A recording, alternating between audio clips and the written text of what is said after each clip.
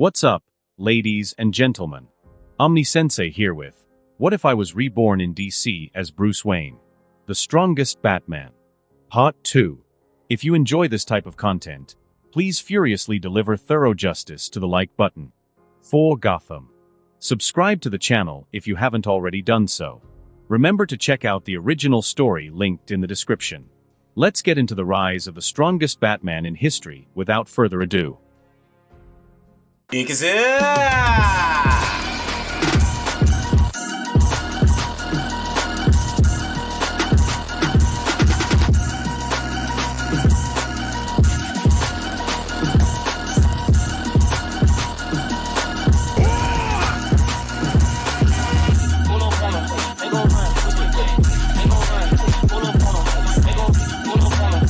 Being weak is nothing to be ashamed of.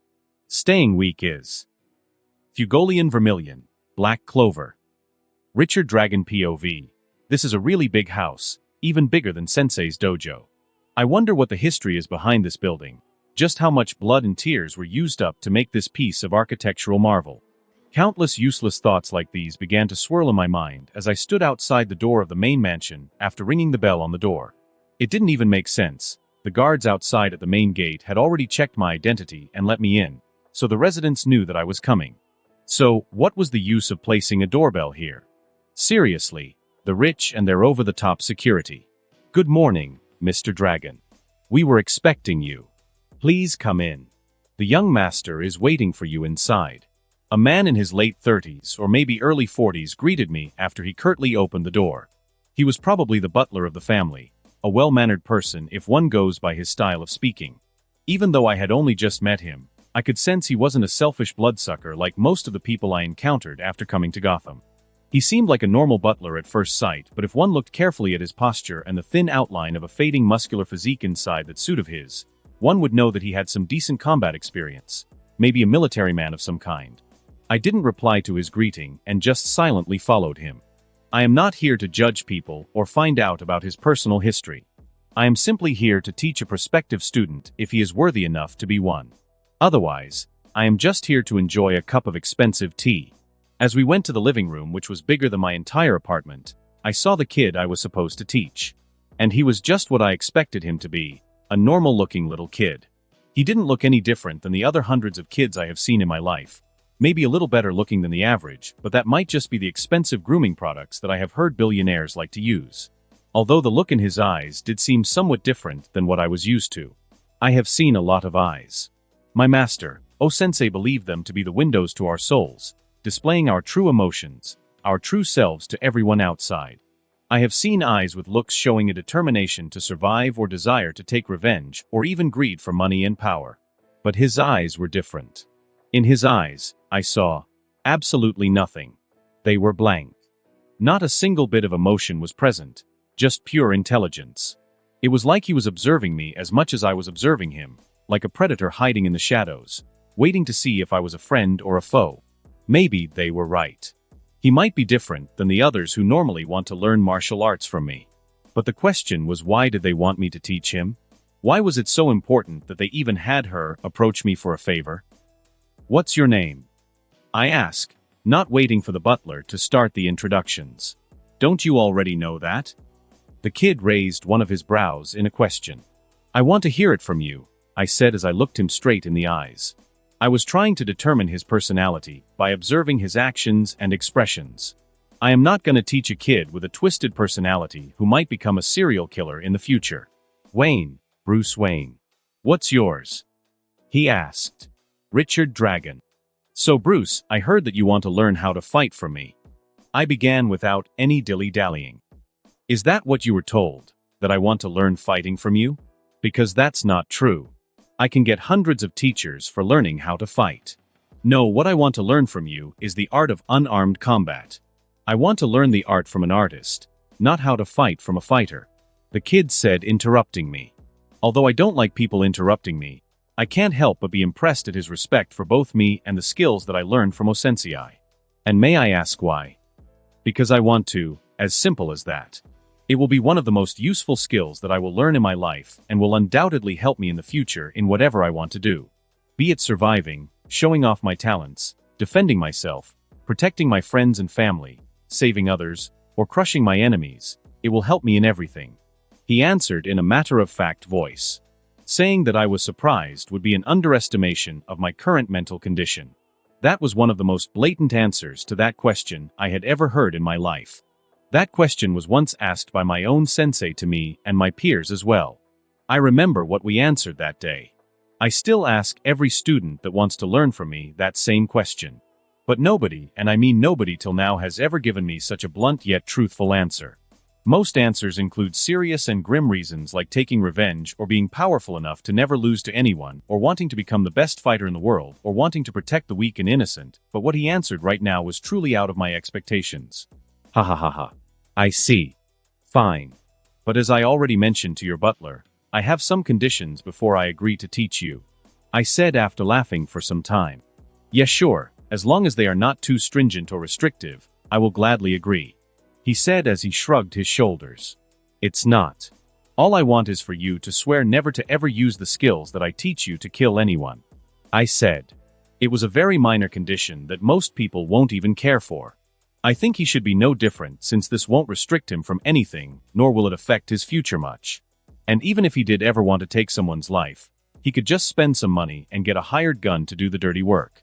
But this little condition would make sure that he couldn't be used by them in any way as long as he sticks to it. That way any plans they had made regarding him would be useless. Of course, Bruce might break the rule in the future, but I think that an individual like this kid doesn't break promises that easily.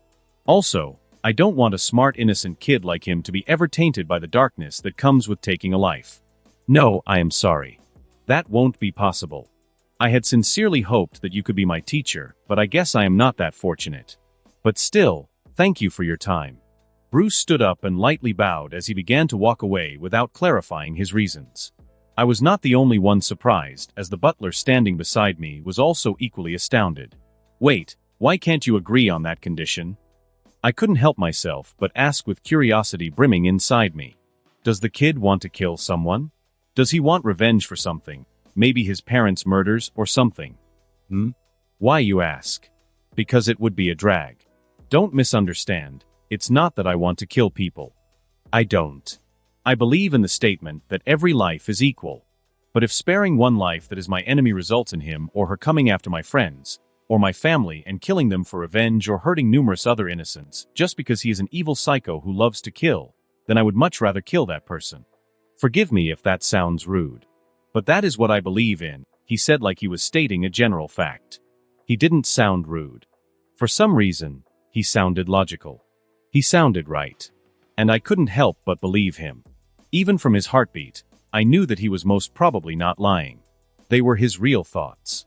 But the question was, were they correct? I didn't know. I myself had taken a few lives before, like when I avenged my sensei or when I fought in the underground ring. So, I wasn't a stranger to killing, but I wanted to make sure that my students won't have to go on that road, that they can find a better way, one that I couldn't. But the question was, did a better way truly exist in every situation? I don't know how right or wrong you are in your beliefs, Bruce. Perhaps I would never know, maybe I don't even want to know. But they are your beliefs nonetheless, and looking at you, I don't think I can change them that easily. But I will teach you even if you didn't agree to my conditions simply because I believe that you are speaking the truth, that you will try to avoid useless death or futile killing as much as you can, though in return, you will only have 2 years to learn from me. After 2 years, I will leave, no matter how little or how much you have managed to learn from me. That's the cost of not agreeing to my conditions. I said with a no-nonsense tone that made sure to highlight the fact that I was not ready for any negotiations. Sure. But you have to promise me one thing, Mr. Dragon. You will teach me everything you know in these 2 years as long as I can learn them or master them. You won't withhold anything from me as long as I have enough talent to learn from you. Bruce said as he too sounded quite serious. I had only agreed to teach him for 2 years because I knew that he wouldn't be able to learn or master everything I had to offer under the limited time. That way, even if he did go down a dark path, people would still be able to stop him. Even geniuses need years after years of training to even begin to comprehend some of the advanced techniques I possess. He might be a genius himself, but no matter how rare once-in-a-century genius he is, he simply won't be able to learn it all, at least not the skills that truly matter like my knowledge of Qi. I accept. I swear I will teach you everything I know in these 2 years, as long as you can learn and master each subsequent skill and technique I teach before I move on to the next. I swore. Truthfully, I was feeling somewhat guilty for fooling a small kid like him. But I had no other choice. I can't make him into an absolute weapon for them to use. I couldn't go against them directly and deny training him. If I don't train him, they would just find someone else for the job. But this way, at least I could make sure that he doesn't become the weapon that they always want in their members. Thank you, then I'll be in your care from now on, Sensei. Bruce bowed to me, this time with much more respect than before. We will start your training from tomorrow then, my young student. I bowed back, a little happy to finally get some respect from him. By the way, I should mention that a young friend of mine will also join my classes. She is my best friend and lives with me, so you can trust her. I assure you she is the most innocent and pure girl you will ever meet who can't even think of stealing, much less killing. Bruce said as he smiled at me. Of course, I nodded and smiled back in return, accepting his request. Training him will be more important for me, of course, since that was why I was here, but if he wants a friend to learn with him, then sure, why not? But I still wonder, why did he describe his friend, the girl, that way? Is she a little angel or something? Bruce had begun his training the very next day. Selena was training under 3 different teachers, including Richard, while Bruce just trained under Richard alone. He decided that he didn't want to train in stuff that he wasn't interested in or not going to need in the future much in his line of work. Batman was known for his combat and physical fitness, not for his yoga and gymnastics.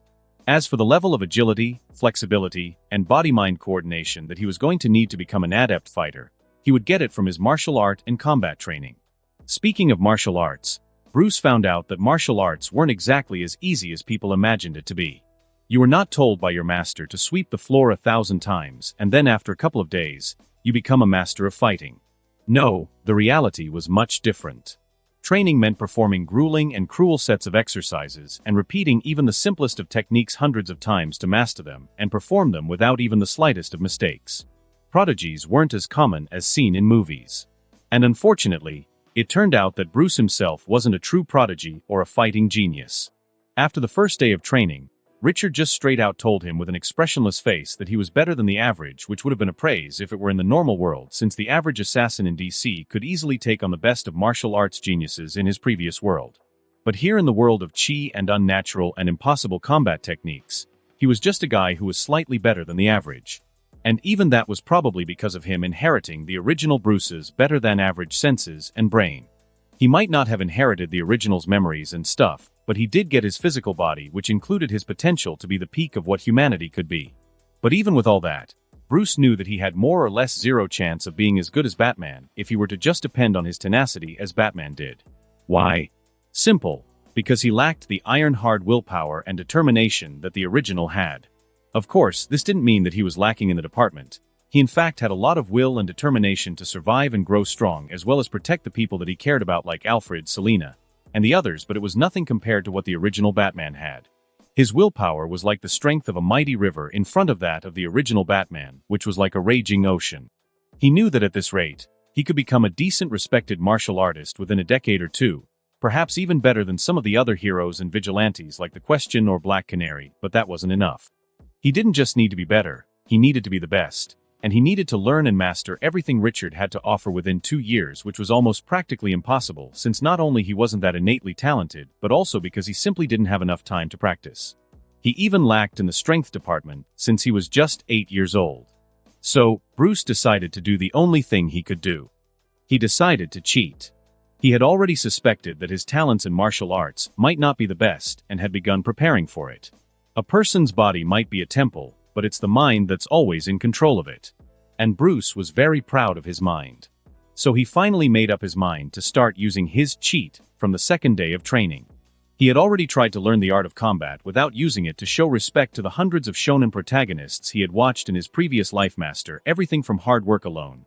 But when he did it, all he got in return for this respect was the title of above average from his master. So, he decided to just embrace the dark side and stop trying to be like a shonen protagonist. Accepting my inner Itachi, it is then. He thought in his mind as he looked at his master, who was going to demonstrate an Aikido move for Bruce and Selena to learn. Just seeing him perform the technique normally would have enabled Bruce to remember it forever, since he had a photographic memory. but that didn't let him learn it, since remembering something and learning the skill from that memory was very different. If eidetic memory could allow someone to learn any skill they saw for the first time, then Nikola Tesla would have been the greatest martial artist of all time. So Bruce concentrated and activated his intuitive genius ability, and willed it to show him how Richard was performing the technique. He had no idea if this would work. Now that he thought about it, he had never actually tried to use his power on a human before. He had always only used it on non-living things. For a few seconds after activating his power, he felt nothing, but then an influx of information suddenly almost overcame his mind. Everything slowed down as if the world itself was in slow motion, and his vision changed, allowing him to be able to perceive the flow of blood, breathing, muscular contractions, and joint movements of his master in front of him. He saw each and every minute change in Richard's body, as he looked like he was performing his technique in slow motion. And as he moved, it seemed like he was leaving a set of shadowy images in his previous positions, making it even easier for Bruce to understand how the technique was being executed. By the time Richard was done, Bruce knew that he now would be able to replicate this technique and perform it without much difficulty. The performance might not be as flawless as Richard, who had been practicing it for years, but it would definitely be way better than just above average. "Did you understand it?" Richard asked as he approached Bruce. "Damn, I am a demon slayer." Bruce couldn't help but mutter to himself, not realizing that his new master was now looking at him with a weird expression. "Bruce, are you all right?" Even Selena had a confused expression on her face, even though she mostly remained silent during her training. She just liked to silently observe everything and absorb it all like a sponge. That was one of the reasons why she appeared even better than Bruce in learning martial arts on the first day.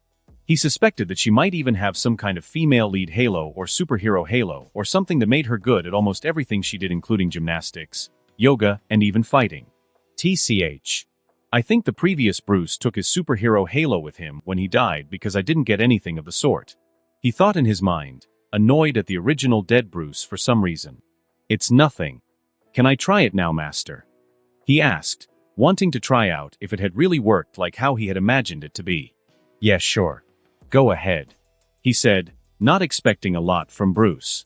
In fact, Richard was both happy and disappointed at the same time that Bruce wasn't the one-in-a-million martial art talent that he expected him to be after he observed him on the first day, because this meant that Richard would not have the fortune of teaching another martial art genius, but it also meant that they would not have much use for him in their evil machinations.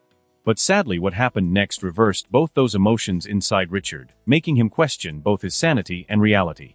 As soon as Bruce started, he was able to perfectly replicate the entire technique that Richard just demonstrated. Even the distribution of power in his muscles, the center of balance, the posture, the way he breathed during executing the technique, everything was the same as Richard as he had just shown them. "Wow, that was awesome, Tiger. It was almost as good as Master's." Selena praised Bruce. "Thanks, Kitty. I think I might give you a tough competition after all," he said as he smiled at Selena, at which the girl herself nodded with a smile. She wasn't envious of Bruce at all, but was genuinely happy for her best friend being so talented. Richard agreed with her statement, except for the fact that it was not almost as good as his technique, but equally as good as his technique. Richard even wondered if Bruce was hiding his talent the day before, but ultimately just chalked it up to stage fright that beginners have on their first day. Bruce, on the other hand, was ecstatic. What he had just discovered would be a game changer for him. He could use this to potentially be better at martial arts than the original Batman, or even the Karate Kid. He more or less had a discount Sharingan with this. He could just observe the strongest and most talented martial artists and pull a taskmaster on their asses, copying and stealing all their techniques and adding them to his own roster. Although, there was still a problem with this method. It was the fact that even though he could learn every martial art after seeing it just once, it still didn't change the fact that he would not have sufficient time to practice them enough to flawlessly integrate them into his fighting style or master them enough to incorporate them into his muscle memories. To do all that, he needed time to practice. But he had previously thought of that too. He was prepared with a solution already. Because that's where his newest invention came in. Another little byproduct of his amazing power. His version of the nerve gear, or more specifically the Atmosphere from Sword Art Online. The device could use his memories as well as Cortana's processing power to transport his mind into a digital world simulation where his digital avatar could do anything he wanted to, including practice his skills. And the best thing was that it allowed the user to accelerate his sense of time by up to 1,000,000 times that of the time flow in the real world. Although Bruce decided to only use a 10 times constant time dilation for the time being so that his childish mind didn't break under constant duress and stress. He had even decided to let Selena use it as well for her training, although both of their screen time would only be limited to 3 hours in the real world, since he didn't want their bodies to suffer or their minds to get addicted to the time dilation, since apparently that was a thing. However, using it for 3 hours every day meant every technique that Richard would teach them once could be practiced by them both for 30 hours till the next day. It was ample time for them to completely master any technique, learn how to incorporate them flawlessly in a fight as well as practice them enough to make them part of his instincts. Of course, physical fitness was still an issue, but he knew that it was nothing a few serums and daily workouts couldn't solve. It seems that my future in martial arts is bright. I guess the age-old saying is right. If you ain't trying to cheat a little, you ain't likely to win much. Bruce thought as he smiled to himself. Are you sure, young master, that you don't want to invite some of the richer members of the upper echelon of Gotham to your party? Establishing a good relationship with them from early on might give you lots of benefits in the future when you take over Wayne Enterprises and kick out the board members. Alfred asked with a straight face, making it clear that he hated most of the board members of the company with every bone in his body. No, Alfred. Not on my birthday. I can barely tolerate those stuck-up people who think that they are the most important and powerful people in the world at normal times. But inviting them and listening to their stupidity on my birthday is a big no-no. Bruce answered with a smile, which Alfred returned with one of his own, and left for the preparations. It was Bruce's 9th birthday. It has been almost a year since Bruce and Selena started their training under Richard. In just 1 year they had improved so much that Richard still had trouble believing that 2 little children could really be that talented. To Richard, Selena was a natural martial art prodigy, while Bruce was a once-in-a-generation genius who was fated to dominate the martial art world one day. Of course, what he didn't know was that both of their successes were not because of their talents, but because of their diligent practice through the nerve gear and Bruce's Walmart Sharingan power.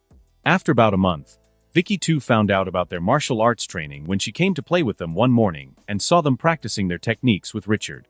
After that day, she began pestering Bruce and Selena to let her join in too during their training sessions. Bruce had of course denied it at first, but after an entire month of constant nagging, he had no choice but to agree to Vicky's request and ask Richard if he could train her as well. He had expected Richard to deny training her, but quite on the contrary. The martial art exert readily accepted her as a student the moment he brought up the topic without even asking her any of the questions he had previously asked Bruce, showing that his master was a sexist of a sort. Vicky, however, according to Richard's harsh opinion, was an average talent in the DC world, meaning that her martial art talent was not as good as his or Selena's. But that didn't stop the little girl, and she made it her life's mission to be as good as Selena at least. But every time she thought she was doing well, it turned out that Selena and Bruce were doing way better than her, mainly because of their constant practice with nerve gear.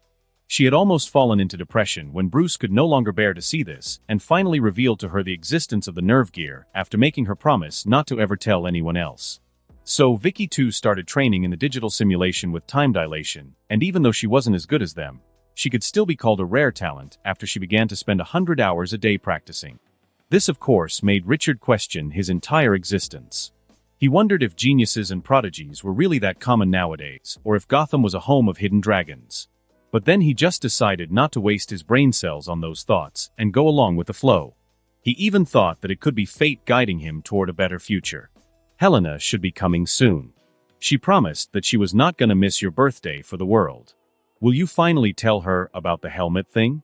I mean, she is a friend of ours too.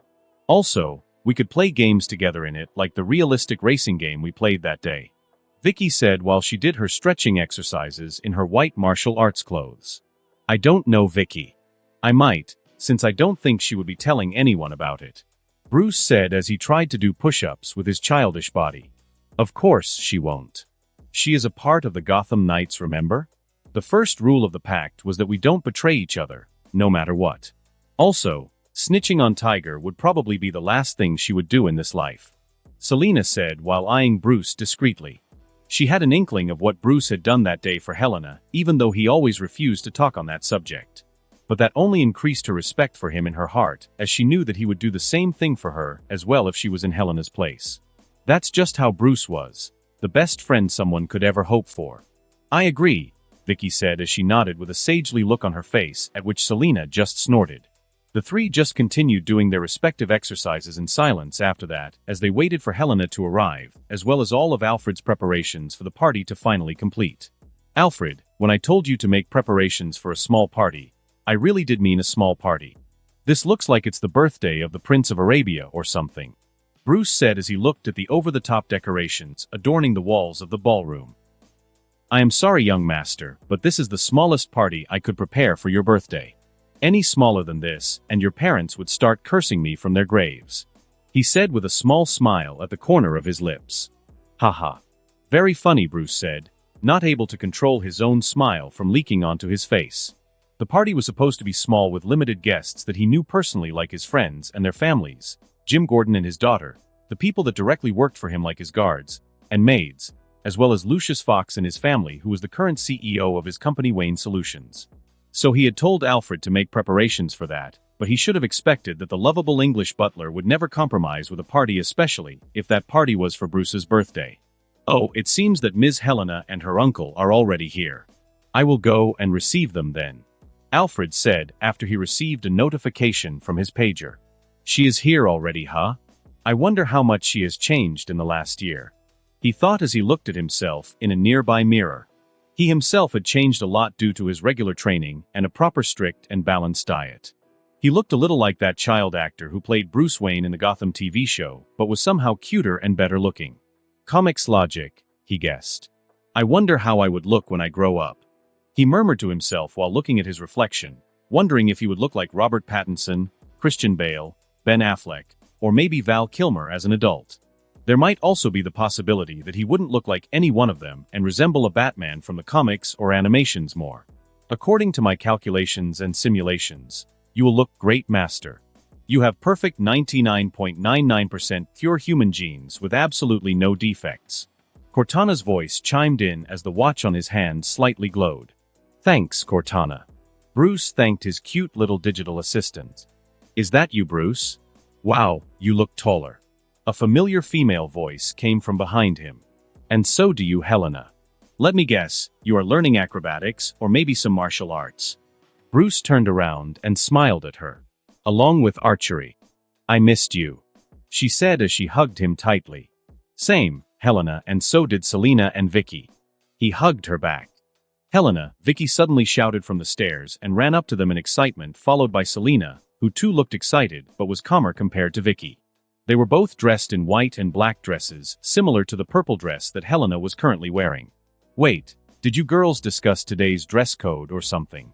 I don't believe for a second that this is a coincidence, Bruce said, wondering if they were trying to copy Power Rangers. Maybe, who knows? Vicky said as she shyly looked everywhere around her, trying not to look at Bruce's eyes, making it clear that they were indeed trying to match dresses. I guess they are in their Chinibu phase right now, he thought to himself.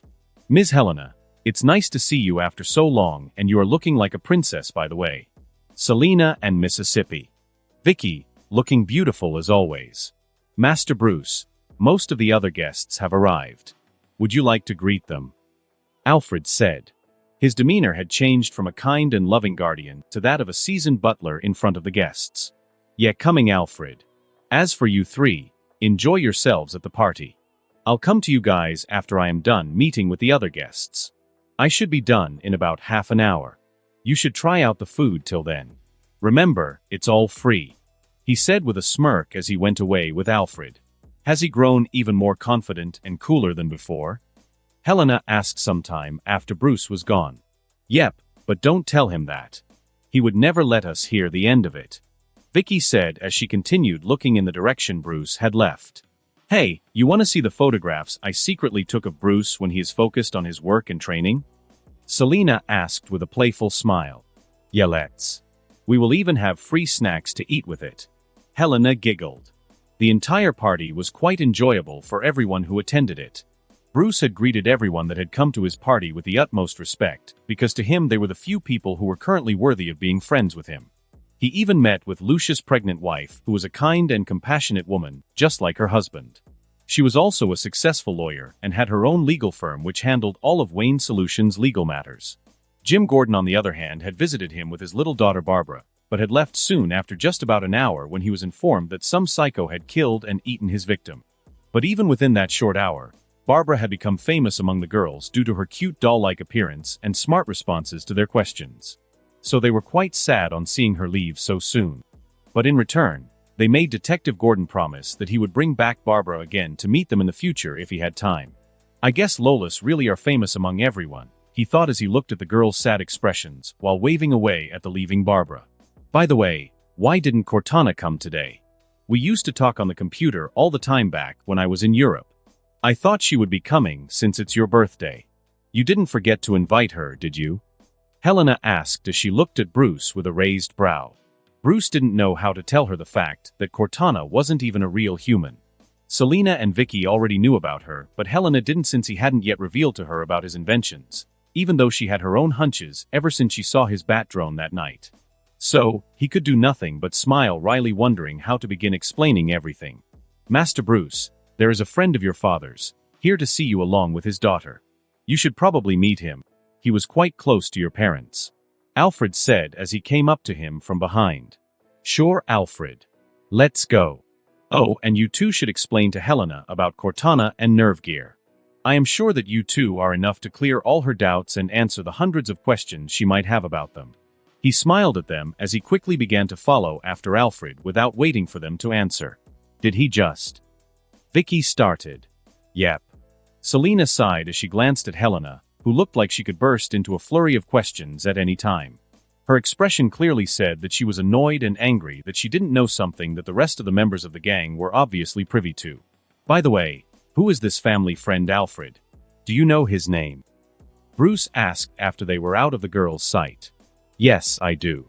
In fact, I have met him quite a couple of times and had even invited his family to your parents' funeral, but sadly they couldn't attend due to their own personal problems at that time. His name is Giovanni Zatara. Alfred informed as he continued to walk like everything was normal. Well, everything was normal except for Bruce, who had an expression on his face that clearly said that he was having trouble processing Alfred's words. What the hell? Bruce couldn't help but curse in surprise. Language, young master. Your parents would be rolling in their graves if they heard you using that sort of language. Alfred said with some amount of strictness in his voice. Sorry, Bruce said a little sheepishly. He had tried to stop cursing as much as he could, but moments like these forced his inner angry teenager out of him. What I meant to say was, what type of name is Zatara? I mean, it sounds really corny. Also, I never heard about them. Are they from a business family or some influential politicians? Bruce tried to fish for information about anything Alfred might know about the most famous sorcerer family of DC. They are not in traditional business or politics. As much as I have heard, they are in the entertainment industry. They do magic shows all over the world. They are quite famous in the craft too. Alfred informed Bruce. Oh, I see. Bruce didn't stretch the conversation more and just silently continued to walk with Alfred toward the room where the Zatanna members were waiting. As the duo entered the room, Bruce finally saw the man who is supposed to be a legendary magician of DC and his daughter, an equally legendary sorceress with reality-defying magic powers. Bruce, you have grown bigger than the last time I saw you. The middle-aged magician, sporting a well-groomed mustache and wearing a suit, got up from his seat and approached Bruce to shake his hands. Sorry, but I got amnesia after my accident. Please do forgive me, but I can't seem to remember you or anyone else for that reason. Bruce used his go-to excuse as he showed a confused expression on his face. Yeah, I heard. But you don't have to worry about it now. I believe I can help you with that. By the way, just to remind you, I am Giovanni Zatara, and that is my daughter Zatanna Zatara. Giovanni said as he took a peek at his daughter. Wayne, Bruce Wayne. But I think you already knew that. As for helping me, can I ask how and why you would help me? Bruce asked, with a doubtful expression. One simple word, magic. Giovanni wiggled his fingers in the air, like he was trying to make a 2-year-old believe in magic. Shit. Bruce thought in his mind, since he knew that if Giovanni were to use his magic on him, there was a very good chance that he would find out that he was not the real Bruce Wayne but a different soul in Bruce's body. Hell, the magician might even try to exorcise him, thinking of him as a body-possessing demon or something. So he could not let him use any sort of mind or soul magic on him until, and unless he is sure that he got the mandatory security against mind and soul attacks that all other transmigrators receive, or at least until he made something to protect his mind from outside influence. All those inventions, and I never bothered to make some sort of mind shield. I really don't deserve to be a transmigrator. He thought as he quickly began to search for some possible and believable excuses in his mind to stop Zatara from using any sort of magic on him. I am joking, of course. I actually received some training in physical therapy from a spiritual guru when I went to Bali for one of my shows. I think I can use that knowledge to try and get your memories back through hypnotism and relaxing meditation. Zatara smiled and gave him a reason that Bruce didn't believe for even a single second.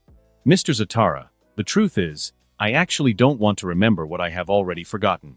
If it comes to me naturally, it's okay, but if it doesn't, I don't want to force it. I have left that part of my life behind and moved on from my parents' deaths. I think that's what they would have wanted from me. Bruce gave a very mature speech as an excuse to try to explain why he did not want to take Giovanni's help. Normally that would have been enough for any other person to agree with him, but what Bruce forgot was that those came from him, a 9-year-old boy. So, it sounded really weird. Really? Fine, but if you do change your decision, do tell me. I will do my very best to help you get your memories back. I am very capable in stuff like that, Giovanni said with a kind smile after looking at Bruce's eyes for a couple of seconds, even though Zatanna looked sad all of a sudden for some reason. Bruce somehow felt a little weird, being in Giovanni's line of sight. It was like the magician could look at what he truly was like. Bruce's very soul was laid bare in front of him. But it only lasted a fraction of a second. As soon as Giovanni smiled, Bruce inwardly released a sigh of relief. He was sure that his secrets weren't revealed. If they were, then Giovanni wouldn't have smiled at him. He would have bound him in a spell and started torturing him already. Bruce didn't want to fight mages and sorcerers so soon. He knew that even with his cheat and his continuous inventions, he could still lose. Why? Because magic was science could do anything within its own rules. But magic disregarded all rules. Magic was total BS, and someone who doesn't know magic should never fight a master of it. I wish the wizard would summon me to the Rock of Eternity. I could use some Shazam powers for myself.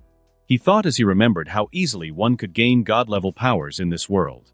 All one had to do was just have a heart as pure as gold. But Bruce knew he would never be selected or even shortlisted for it simply because he didn't have a single bit of purity in his heart. The only gold the wizard would find, and there were entire libraries of high-quality doujinshi, manga, and anime. By the way, I heard that you were a good friend of my parents, but I didn't see you two at the funeral. Alfred mentioned that you couldn't attend due to your own personal problems. Is it something that I can help with? Bruce asked. He wanted to get a position of superiority in their conversation, whether it was through showing compassion or making the middle-aged wizard feel guilty. You can't help even if you wanted to, Bruce. Sadly, no one can. You see, my wife, Zatanna's mother, passed away some time ago, and I wasn't able to get over it. I locked myself at home grieving her, even neglecting my own daughter. Zatanna had lost her mother too, but I guess I was too self-absorbed to think about her. Shows what type of a father I am, doesn't it? Giovanni said with an expression that screamed that he genuinely felt guilty. No, Dad, stop blaming yourself. What happened to Mom and what happened after wasn't your fault at all. You tried your best, and you still are. That's why I love you, Dad. Little Zatanna spoke up for the first time with tears held up in her eyes.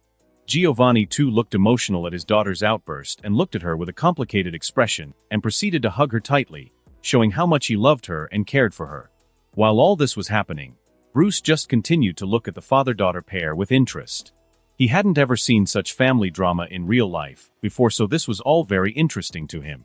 He was glad this was happening in his home because this way he was not only able to get some details about their past, but also get a rough idea about their psyches.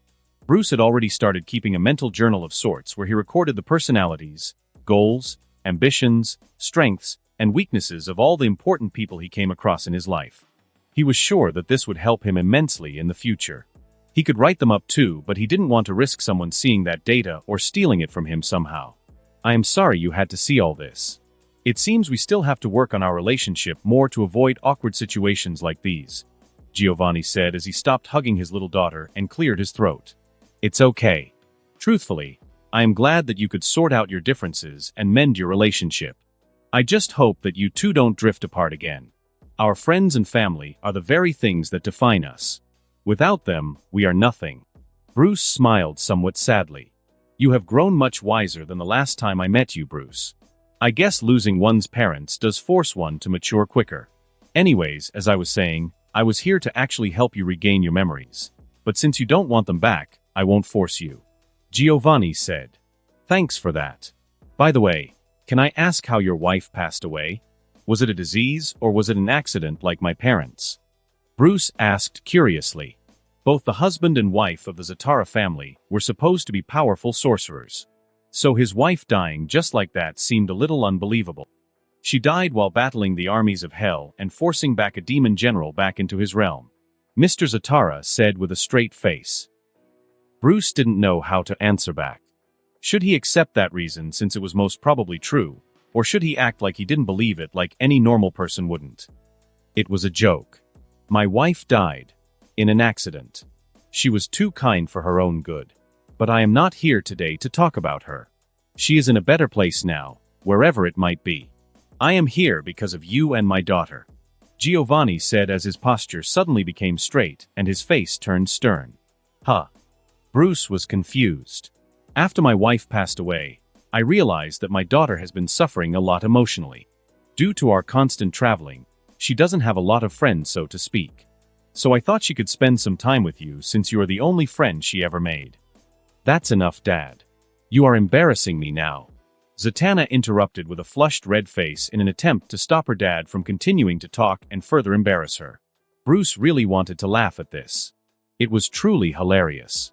Their personalities were in no way similar to the serious characters portrayed in some of the shows Bruce had watched before in his previous life. They appeared just like a normal father and daughter trying to mend their relationship and get back to their normal lives after the death of the mother. Yeah, sure. I'll be glad to be friends with her again. Even though I might not remember our friendship from before I lost my memories, I am sure that we can always make some new ones. He said.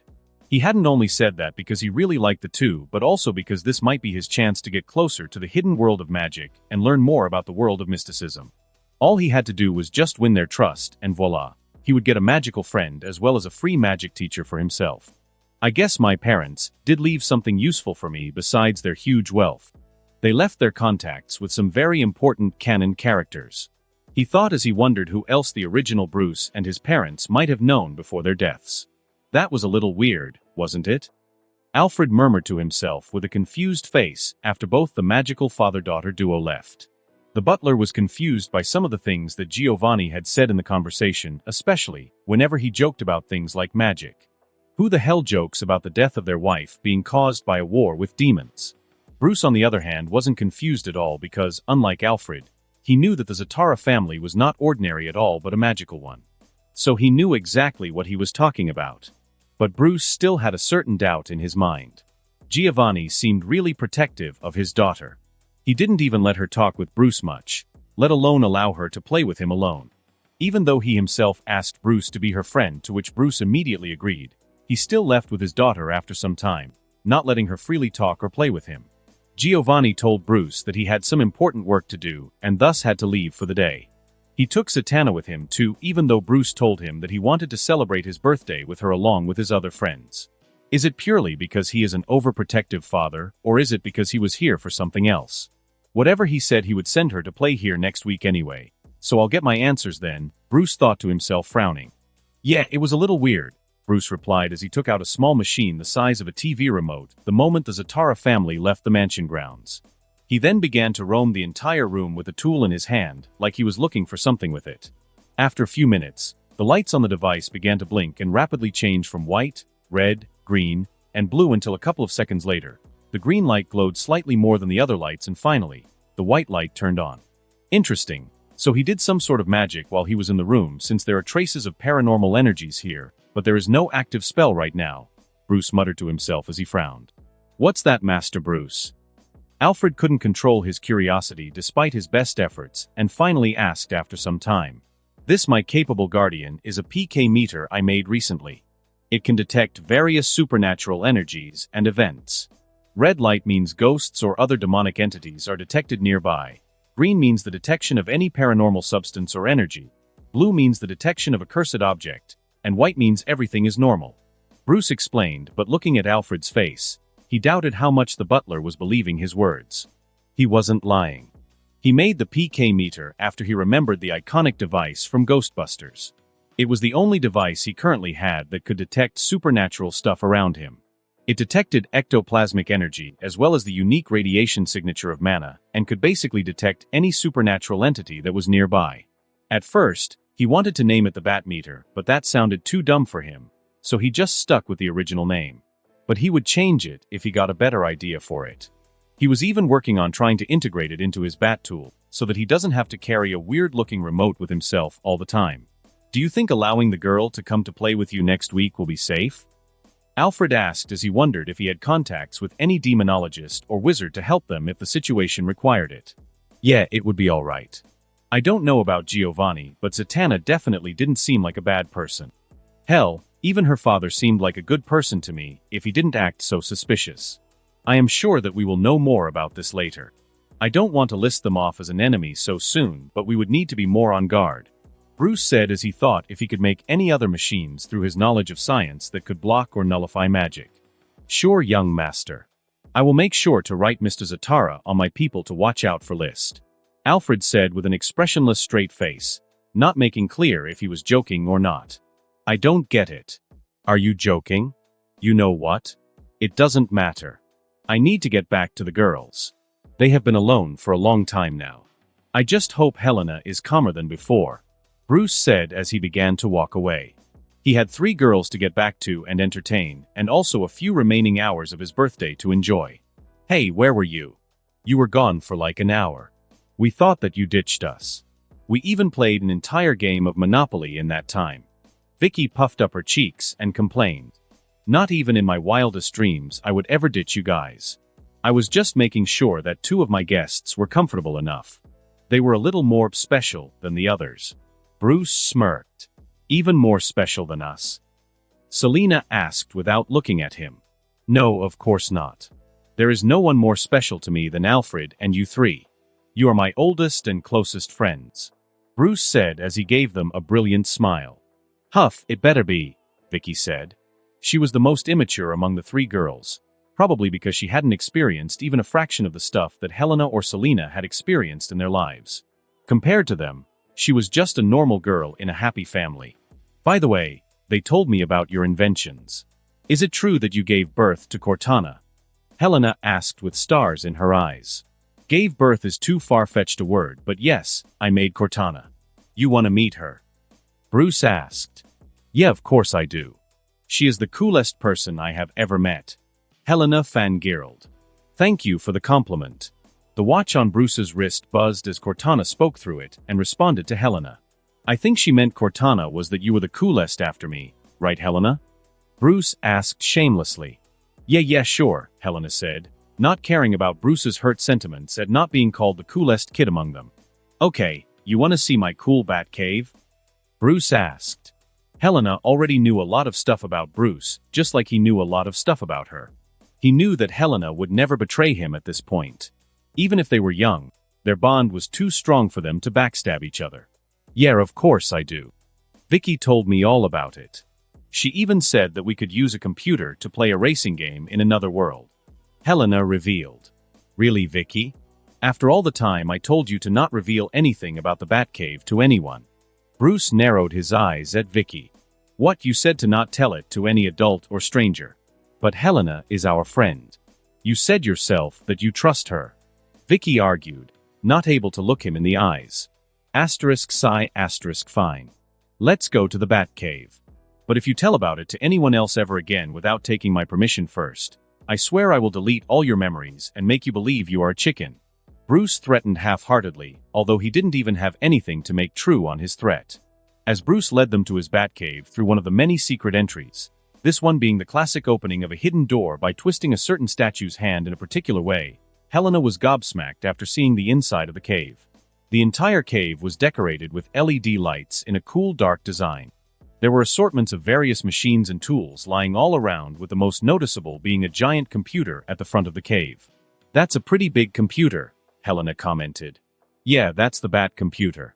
You can't even imagine what playing PlayStation feels like in there. It's almost as good as Bruce's digital world. Vicky couldn't help but reply. Wait, you call your computer the Bat computer? And you also call your cave the Bat cave, just like you call that gadget you gave me the Bat tool? What's with you and your obsession with bats? Helena asked, raising one of her brows. I have a problem, okay? You will never understand the addiction of sticking to a theme. It's like you can't stop once you start. So, stop judging me. Bruce said with an aggrieved voice. Sure, Selena said as she just smiled. She knew it was one of the very few bad habits that Bruce had, and truthfully, she even liked it somewhat. She herself had started something similar to that, after she started naming everything she had with the theme of cat. She even named her own pillow as Soft Coochie, although Bruce for some reason always laughed whenever he heard of it. That was annoying for her. After all, she never laughed at his names. Wow, what's that blue pill? I didn't see it before. Did you make a new candy or something? Vicky said as she went toward a small box containing a few dozen attractive transparent pills. Wait, no, don't touch those. They aren't for the consumption of regular people. Bruce yelled and snatched the box away from in front of Vicky. They were NZT pills that Bruce had made with reference to the film Limitless.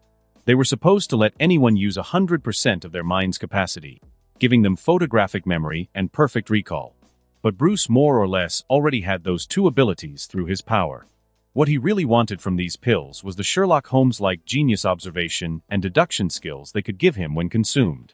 However, the pills weren't perfect. For some unknown reason, maybe due to the fact that he was making these pills from the resources available in the DC universe, these NZTs were stronger than the ones in the movies and even lasted longer for approximately 24 hours before they lost effect.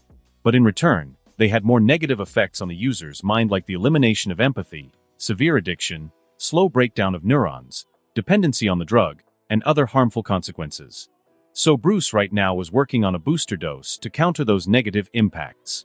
He wasn't an idiot. He was not going to consume those, nor let anyone touch them till he developed a method to eliminate their negative results completely. The only unfortunate thing was that it would probably take a few years to develop it, since Bruce still hadn't found an element substitute good enough to replace the main component of the booster drug. In the Limitless world, there was a special plant whose chemicals were used in it, but in DC there was no such thing. So he has to keep looking for a good enough, if not a better substitute. So I can't have one? Vicky asked as she looked at the attractive pills. No, you can't. You should always listen to me, Vicky. Stuff in my lab might be really dangerous for you. Bruce said as he seriously began to consider developing a neuralizer and neuralizing Vicky. She was too innocent and childish, but he still couldn't deny that she was probably the most entertaining among the three. So you admit that I am more responsible than Vicky, Selena said as she puffed her chest proudly, like she had just been praised by the teacher. I guess I do, especially since you don't try to eat the very first thing you see in the lab, he said as he carefully stored the box full of NZT pills safely into a secure storage device. Okay, how about we now play the game Vicky was talking about? Helena interrupted, at which Vicky, who had become downcast again, beamed with happiness. Yes, sure. Let's go. Cortana, turn up the nerve gears and start Sugar Rush. The rest of Bruce's birthday passed away for Bruce, as the four friends just played games all night and happily chatted among themselves while having a sleepover. Life truly was going well for Bruce Wayne. Today I am going to teach you both a special technique that only a very few martial artists in the entire world are privy to. It was a technique that my own master taught me when I was young. At first, I wasn't sure if you three were worthy of learning it, but seeing as how you have mastered everything I had taught you till now, I am positive that I am making the right decision to teach this to you, Richard said with a nostalgic expression on his face. Richard had truly been confused for the last few months if he should teach them the most powerful martial technique in his arsenal, the use of chi or not. But after seeing their legendary genius-level talent, he had accepted that not teaching them just because of a few worries in his mind about their future would be the biggest mistake in his life. He is probably just talking about those flying kicks he showed earlier. I still think he was using hidden springs under his feet for that trick. Vicky whispered to Bruce and Selena. Shh. Selena shushed her. Helena had already left for her uncle's house in Italy about 2 days ago, after Bruce's birthday celebration. But even though they missed their friend Helena, they still didn't halt their training for even a single day. They were determined to learn everything they could within the limited time frame they had. I didn't use springs in my shoes, Vicky. What you saw that day during training was also a small function of chi. Chi is the very life force flowing within us, just like it flows through every living organism on the planet. It is the spiritual energy that connects our souls to our bodies. It has been called a lot of names in different civilizations. Chi, Ki, chakra. They are all the same. Richard began teaching. So, it's magic? Selena asked, disbelief written on her face. No, it isn't exactly magic. It's a mystique art, but not proper magic. Instead, it is the flow of one's life force. We don't learn how to control it, but simply how to direct it. As long as we can control its flow, we can do a lot of impossible things with it. Richard explained as suddenly a calm, slightly golden aura began to flow around him. The fundamental process of using qi is not to implement force, but to simply remain calm and meditate to combine yourself with nature to augment your qi. He said as he raised his arm while breathing slowly, approaching the dojo wall with his raised arm and lightly punched it. The moment his arm touched the wall, the flawless wall caved in, and huge spider web-shaped cracks developed on it looking like it was punched by a monster. That's amazing. How is that even possible? Did your qi increase your strength? Vicky asked, not believing what she was currently seeing. Not really. Qi doesn't magically increase your strength per se. Instead, it influences your muscles and forces them to act to their full extent, and its energy might also affect the target and try to destroy it from within. That's why a person with qi is 10 times more dangerous than another person with the same physical abilities but without qi. Richard said as he pointed at his handwork on the wall. So does anyone can use qi? Bruce asked the question which has been plaguing his mind for a while now.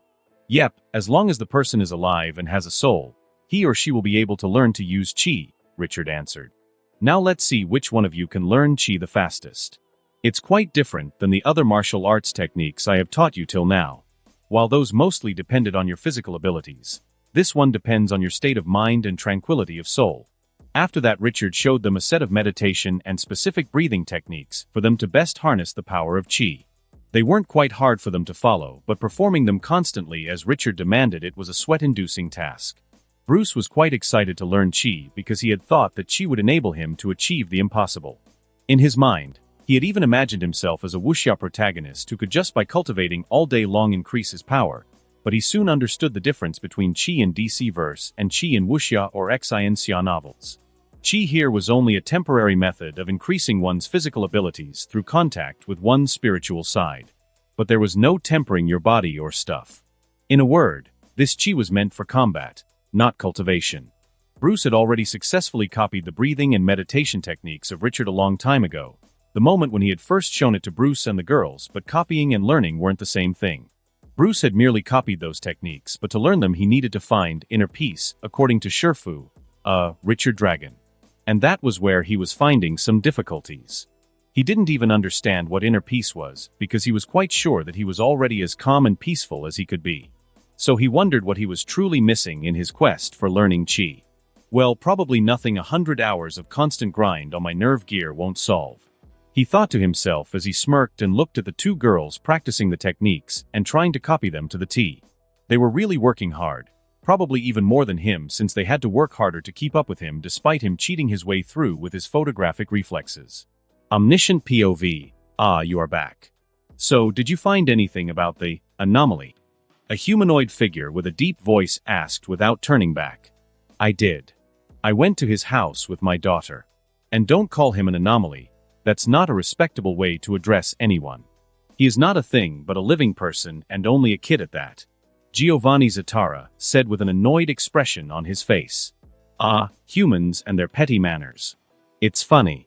You behave with the utmost respect for people, yet still backstab them the first chance you people get. The person with the deep voice said after giving a small laugh. You are talking like you weren't a human yourself once. Don't forget that you were one of the very humans you are currently looking down upon. Giovanni sighed as he looked at the figure. I indeed was. But I ascended. I found my higher purpose, and now I must guide humanity itself from the numerous threats it faces daily. The voice said with a little bit of arrogance mixed with it. Yes, sure. And this arrogance right here, like you are some sort of blue-blood noble, is the reason I don't like you. The only reason I am even working with you is because of Thomas. He was a good friend who had once helped me in my time of need, and I am just returning the favor by checking up on his son. So here, I did your stupid test. Giovanni snorted as he took out a set of tarot cards from his pocket. The Fool, the Lovers, and Death. Interesting. And what about the possession test? The figure asked as the 3 cards flew toward him from Zatara's hand. None. No demon or ghost or otherworldly entity in his body. He was squeaky clean. Just regular old Bruce Wayne like the last time I saw him. Although, his soul did seem quite a bit stronger than kids of that age normally have. Giovanni said as he remembered what he had sensed when he had cast his spell on Bruce that day. Probably an effect of coming back from the dead. It's quite common. Happened with another kid I know who came back from hell recently. I see. So can I ask what those cards mean? Zatara asked, not able to hold back his curiosity. The Fool for him means that he is a nexus point of this particular world, representing the beginning and end of this universe. He has unlimited and endless potential. The Lovers signify that he would have to face a lot of trials, experience lots of relationships, and would have to make choices that would determine not only his but the fate of the world itself. As for the 3rd card, that's the tricky part. The figure said as he held the card of Death in his hand, while the other 2 cards continued to float in the air. Death or the Grim Reaper, Giovanni said with his brows furrowed. Yes. In this combination for the kid, it could mean either of 2 things. 1, he is an avatar of Death herself, spreading death to all those who deserve it, or 2, he is meant to be already dead. The person said as he turned around to face Zatara. But that's not possible. He is alive and quite well. I saw him myself. So it must be the other meaning. Giovanni said as he looked at the now floating death card. Yes, it seems so, doesn't it? Fate is a fickle thing after all. Sometimes it is written in stone, and sometimes it can be changed as easily as a butterfly flapping its wings. I wonder what his fate will be. Will he be a slave to his own fate, or will he be able to break out of it? The figure murmured. Giovanni, however, didn't answer anything as he just continued to look thoughtfully at the golden helmet-wearing figure in front of him, wondering why the mighty Lord of Order was suddenly interested in the rich little orphan, and how he mattered in the grand scheme of things that was the ever-changing universe. So Lucius, how is the future looking for Wayne Solutions? Are we on track for our goals? Bruce asked while looking at the financial reports handed to him by Lucius Fox, the CEO of Wayne Solutions.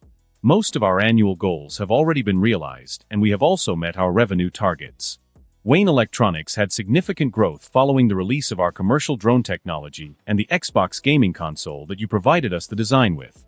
We have already established ourselves as the leading commercial drone manufacturer in the world, while we currently rank 2nd in the gaming console category. At this rate, we are projected to overtake Sony by the end of next year, Lucius stated. Bruce was happy with the rate his business was growing. He had only introduced 3 products in his Wayne Electronics subsidiary for now. Since it was defined as a consumer electronics company, he could only introduce consumer electronics as per the contract he had signed with Wayne Enterprises. But that didn't stop him from introducing products that were decades ahead of the current industry standard. He had used some of the technology from his own drones to make commercially viable and practical drones, as well as release some of the games designed by Cortana that she had designed for Bruce and his friends to play alongside the gaming console. The PlayStation had just been released a few years ago, and it was nowhere near the popularity level that it would be in the future. So competing with the PlayStation wasn't hard for him at all. He was sure that no other company would be able to compete with his gaming console or his drones for the next decade. That was how much he had made his product superior compared to its competitors out there. Wayne Venture Capital has also invested about $10 billion in more than the dozen companies that you recommended. However, all of its investments are long-term, so it would be a while before we could start getting returns on our investments. However, surprisingly, the highest profit percentage came from Wayne Entertainment. Who knew that children's animations and space operas could be that famous among people? Even my own wife has become an avid Star Wars fan. Lucas Fox laughed as he mentioned his wife.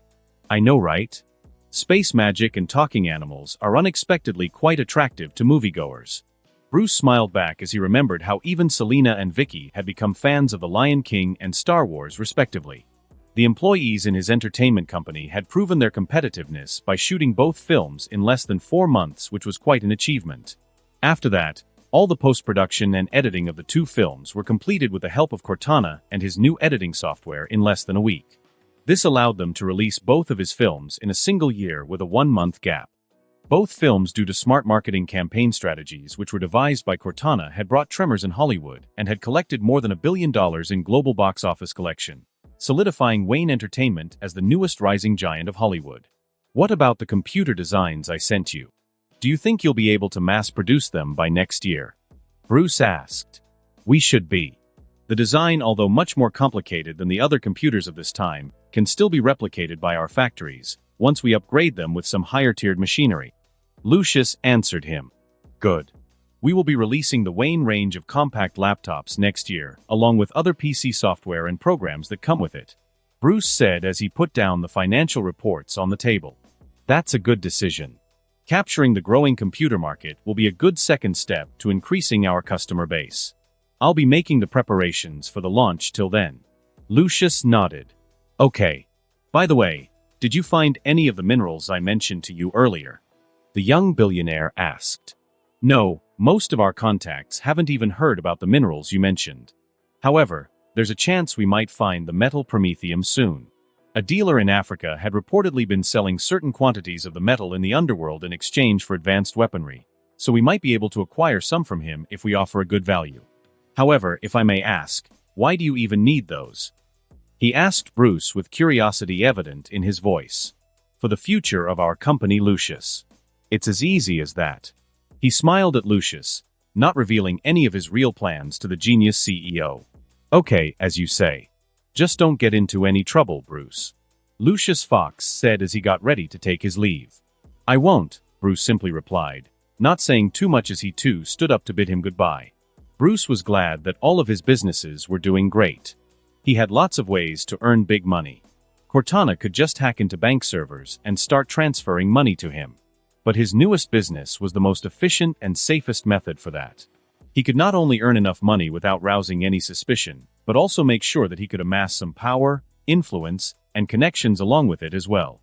I guess it's finally time to get my first dose of steroids, Bruce thought as he went towards the Batcave after Lucius left.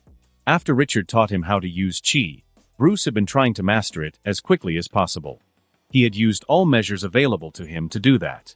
He even used his ability to devise a new breathing technique, trying to upgrade the breathing and meditation technique that Richard had taught him. But almost nothing yielded the result, he decided. All the breathing techniques he tried to copy from wuxia novels seemed to be incompatible with the chi from the DC world. Chi of this multiverse wasn't that strong, which basically meant Bruce couldn't turn himself into a cultivator, or as he liked to call a murder hobo, since they were all basically murderous homeless people. The only breathing technique that was somewhat compatible with his chi was the Hammond technique from JoJo's Bizarre Adventures, since it too depended on the flow of life force like chi. But besides that, nothing. That's why he had decided to turn to steroids to not only make his body stronger and more durable, but also to try to increase the chi inside his body, since chi inside the bodies of normal humans in DC-verse existed in really small amounts. The small amount of chi could barely be used by humans at all.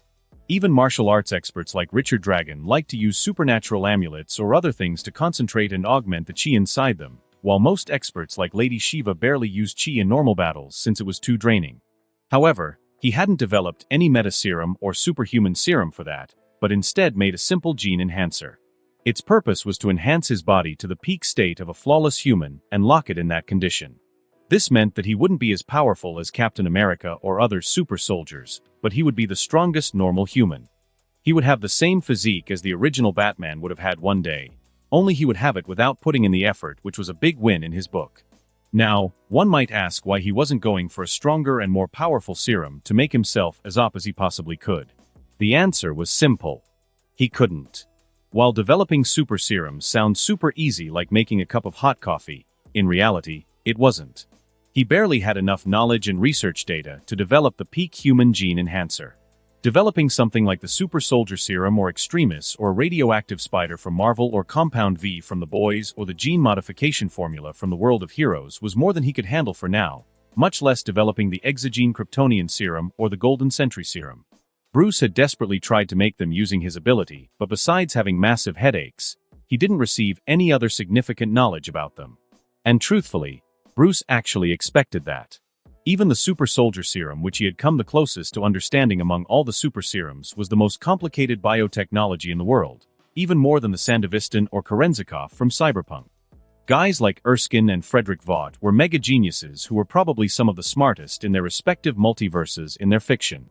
After all, that's why their inventions were so popular and highly sought after. So the best Bruce could do for now was a gene enhancer, but he was sure that soon, Once he had enough data and information about topics like these, he would be able to move on to the next big steroid for his body. It would probably be only a couple of years before he was able to crack and perfect one of the super serums he wanted. But until then, he would have to make do with his peak human gene-enhancing serum, which would give him the physique and mind of a human at the highest possible peak of their respective age without those desirable traits deteriorating with time. Now, time to juice up. He thought to himself, giddy with excitement, as he injected a vial of green liquid inside his veins while sitting alone at the Batcave, praying that he doesn't get covered with filthy impurities from his own body like in those wuxia novels. Were you this fit the last time I came here because you look like you went through a real growth spurt? Zatanna asked with a mixture of curiosity and confusion in her eyes as she looked at Bruce, who now looked like he was a really fit 12-year-old rather than a 9-year-old kid. Yeah, Bruce. Tell us, how exactly did you become this fit? Selena also repeated Zatanna's question as she squinted her eyes at him. It's just your imagination, girls. I was always this ripped and handsome. Perhaps, you two just never noticed it till now. Bruce smiled defensively, not looking into the eyes of either one of the girls. The young witch had visited him today to rekindle back their friendship and catch up with him. Her father had dropped her at Bruce's house in the morning, promising that he would come to pick her up in the evening. Bruce had been maintaining his distance from Giovanni, as he was sure that he had cast some sort of spell on him the last time they had met. So, he didn't talk with Giovanni much, only interacting with him the minimum required amount. Bruce was trying to stay the hell away from Giovanni as much as possible. He was even wary of Zatanna since the sorceress had a history of erasing people's memories in the comics, especially Batman's. Anyways, after the young witch visited his home, she quickly managed to become Selena's friend as the two surprisingly had quite similar personalities. The trio was right now sitting beside a lake as they were waiting to see the sunset. Hey, you two want to see a magic trick? Zatanna asked, trying to lighten the awkward atmosphere. Yeah, sure. I love magic. Bruce answered, curious to see her magic. Here, see an ordinary coin and now it disappears, Zatanna said as she shook her fist holding the coin to make it disappear. Oh, I know that trick. I can do it too. My yoga teacher taught me that. Let me guess, it's inside your ear. Selena asked with confidence. No, it's inside your ear. Zatanna smiled mischievously. What? That's not posse. She couldn't complete her sentence as Selena suddenly found the same coin falling out from her right ear. Wow. Can you show us another trick? Selena couldn't help but want to see more magic like the little kid that she was. Yeah, sure, Zatanna responded as she scooped some water with both of her hands from the lake and blew into it, instantly turning the entire water in her hands into numerous bubbles. But that was not the end of the trick. The bubbles then began to project various images on themselves. That's my mother. Selena cried out as she quickly tried to touch one of the bubbles, only for it to burst the moment she touched it. Bruce noticed that not only Selena's mother, but the bubbles also had a lot of other different images on them, including the image of Giovanni Zatara, as well as the late Thomas and Martha Wayne. How did you do it? Selena asked in amazement. A magician never reveals her secrets, Zatanna said with a proud smile on her face. Then you are a very good magician, Zatanna. Your father should be really proud of you. Bruce praised her. I hope so, although I think sometimes he just forgets to show it, but I cut him some slack since he really just misses my mom. But that still doesn't change the fact that he is a good dad. At least when it counts.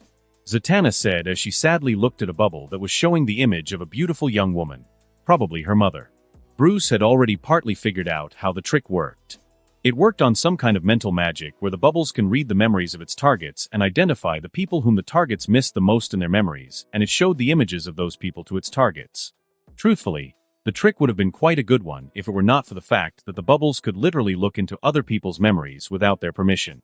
However, what Bruce wondered about was why the trick didn't work on him. Because if it had, at least it wouldn't have shown the images of the dead Wayne couple to him. It would have shown something completely different. Maybe something from his previous life instead. Perhaps the remnants of Bruce's leftover consciousness are protecting my mind or something. Bruce thought to himself. The three kids passed the rest of the time till Giovanni came to fetch back Zatanna by happily talking among themselves and playing chase with each other by the lake. Zatanna was a fan of magic, both the real and the fake versions of it, so she gladly showed Bruce and Selena different magic tricks and simple spells one after the other to keep them entertained.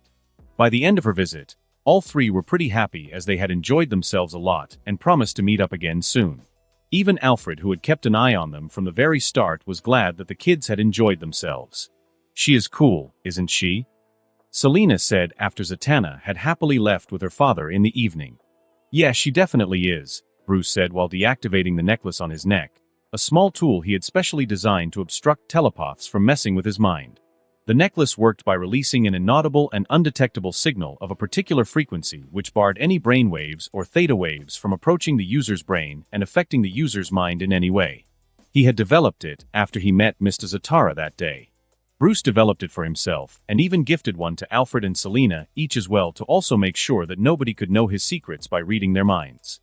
Although Bruce had no idea if it would be able to protect them from the mental tricks of a magic user, he still preferred some form of protection in comparison to absolutely no protection at all.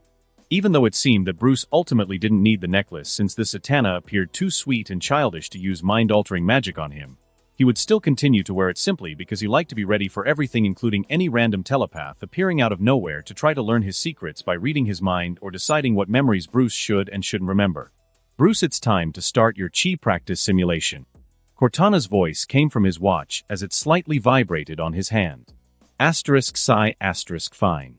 I really hate my chi practice sessions. Bruce murmured as he looked at Selena, who was looking equally as distraught as him at the fact that they would have to practice their chi manipulation again. "That's amazing. How did the two of you improve in your chi so much in such a short time?" Vicky yelled in frustration as she saw Bruce and Selena induce cracks in a rock using their chi. "We practice. Not unlike you, who just likes to play video games on the computer," Selena retorted with a smirk on her lips. "Hey, that's not fair. I practice everything else just as hard as you guys, but the chi exercises you do are too much over the top. I don't think we need that level of practice anytime sooner," Vicky mumbled while pouting. Okay, stop arguing, my protégés. And Selena, not everyone is talented at everything. People have different types of talents that they might excel in. So never underestimate anyone. But I do have to ask, what type of private training are you two doing to improve so much in just a few days? Richard asked with an interested voice as he himself couldn't believe how much the two of them had improved, especially Bruce, since his chi even felt purer than even Richard's own quality of chi. "Not anything severe, sensei. We just follow a strict diet plan, along with a strict personal training regime," Bruce replied before any of the other two girls could. However, the truth was far from that. The training they were undergoing in simulations was much more harsh and brutal than simple exercises.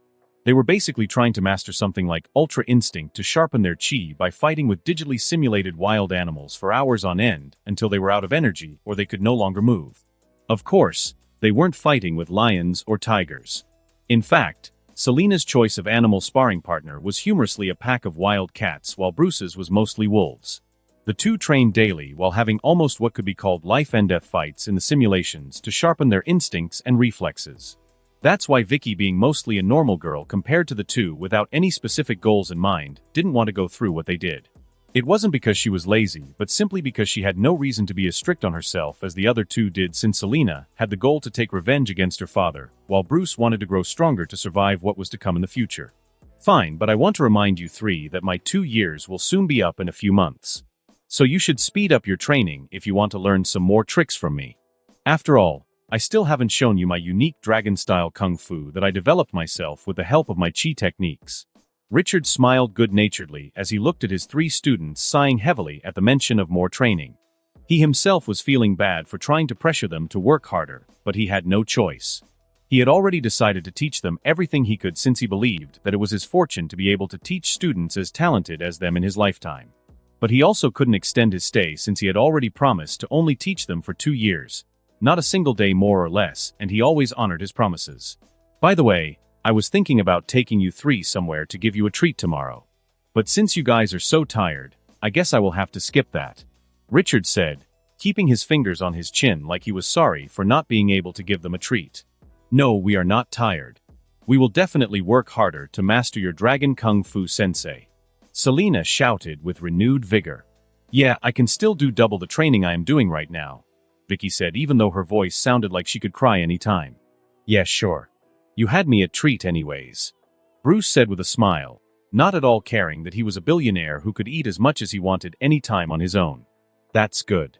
But before that, You'll have to show me all of your determination. Now, let's start with your 100 push-ups of the day," Richard declared. And just like that, the ultimate grueling grind started for the trio, a grind they would survive but would forever be scarred by. A year is a long time. A lot of things can happen in a year. For Bruce, however, a year was too short and it passed by quicker than he could appreciate it. For the last year, he had primarily been concentrating on his martial arts and chi training, trying to become DC's Iron Fist. However, even with the harshest training possible as well as the gene amplifier, his chi mastery was barely able to enter the level of Hammond of JoJo's Bizarre Adventures world, let alone try to coin nun or chakra techniques with it. That was after he tried to modify the meditation and breathing techniques that Richard taught him for chi in the image of Hammond's breathing technique, as well as the breathing styles from Demon Slayer. But it wasn't good enough, as his current level of chi manipulation was neither as flashy as the other two nor as broken.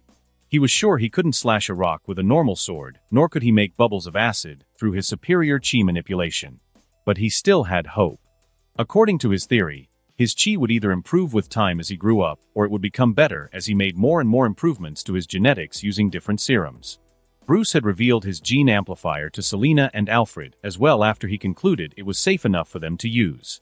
Selena wanted to use it the moment she heard about it without even wanting to know what it exactly was, just because Bruce had used it, while Alfred just began to berate him about the side effects of artificial steroids. However, after Bruce made him understand what it truly was and how it functioned, he agreed to be injected with the gene amplifier. Bruce primarily injected him with it mainly because he wanted his first and most important and loyal henchman to always remain at the peak of what he could be. The English butler was too badass when he needed to be, so Bruce could not let him become weak with age. Alfred was now quite ripped after taking the gene amplifier. He hadn't become a super soldier, but he had returned back to the peak of what his age would allow him to be, making him seem like one chat of a butler. Anyway, not everything that happened in his life the last year was all sunshine and rainbows. The most unfortunate thing that happened to him in the last year was that Richard's 2 years were up and he left after that, bidding all of them a hearty goodbye. But before leaving, Richard had a private conversation with Bruce, not only telling him some of the most important lessons he had learned in his life, but also giving him a clue that there was some large secret organization constantly monitoring him for some reason. Bruce, however, wasn't too surprised by this. He had been expecting either the Court of Owls or the League of Assassins to be keeping an eye on him. In fact, he would have been quite surprised if nobody was keeping tabs on him. However, that didn't mean he was going to let people walk all over him and wasn't going to retort at all. No, he was doing his own monitoring as well, keeping tabs on certain people, most specifically keeping watch on the dirty politicians and rich crime family members in Gotham using his drones and Cortana's digital algorithms. He had collected a lot of incriminating evidence against a lot of these people, but hadn't given any of the information to the cops yet since he intended to use them later down the line to get favors or good leverage material.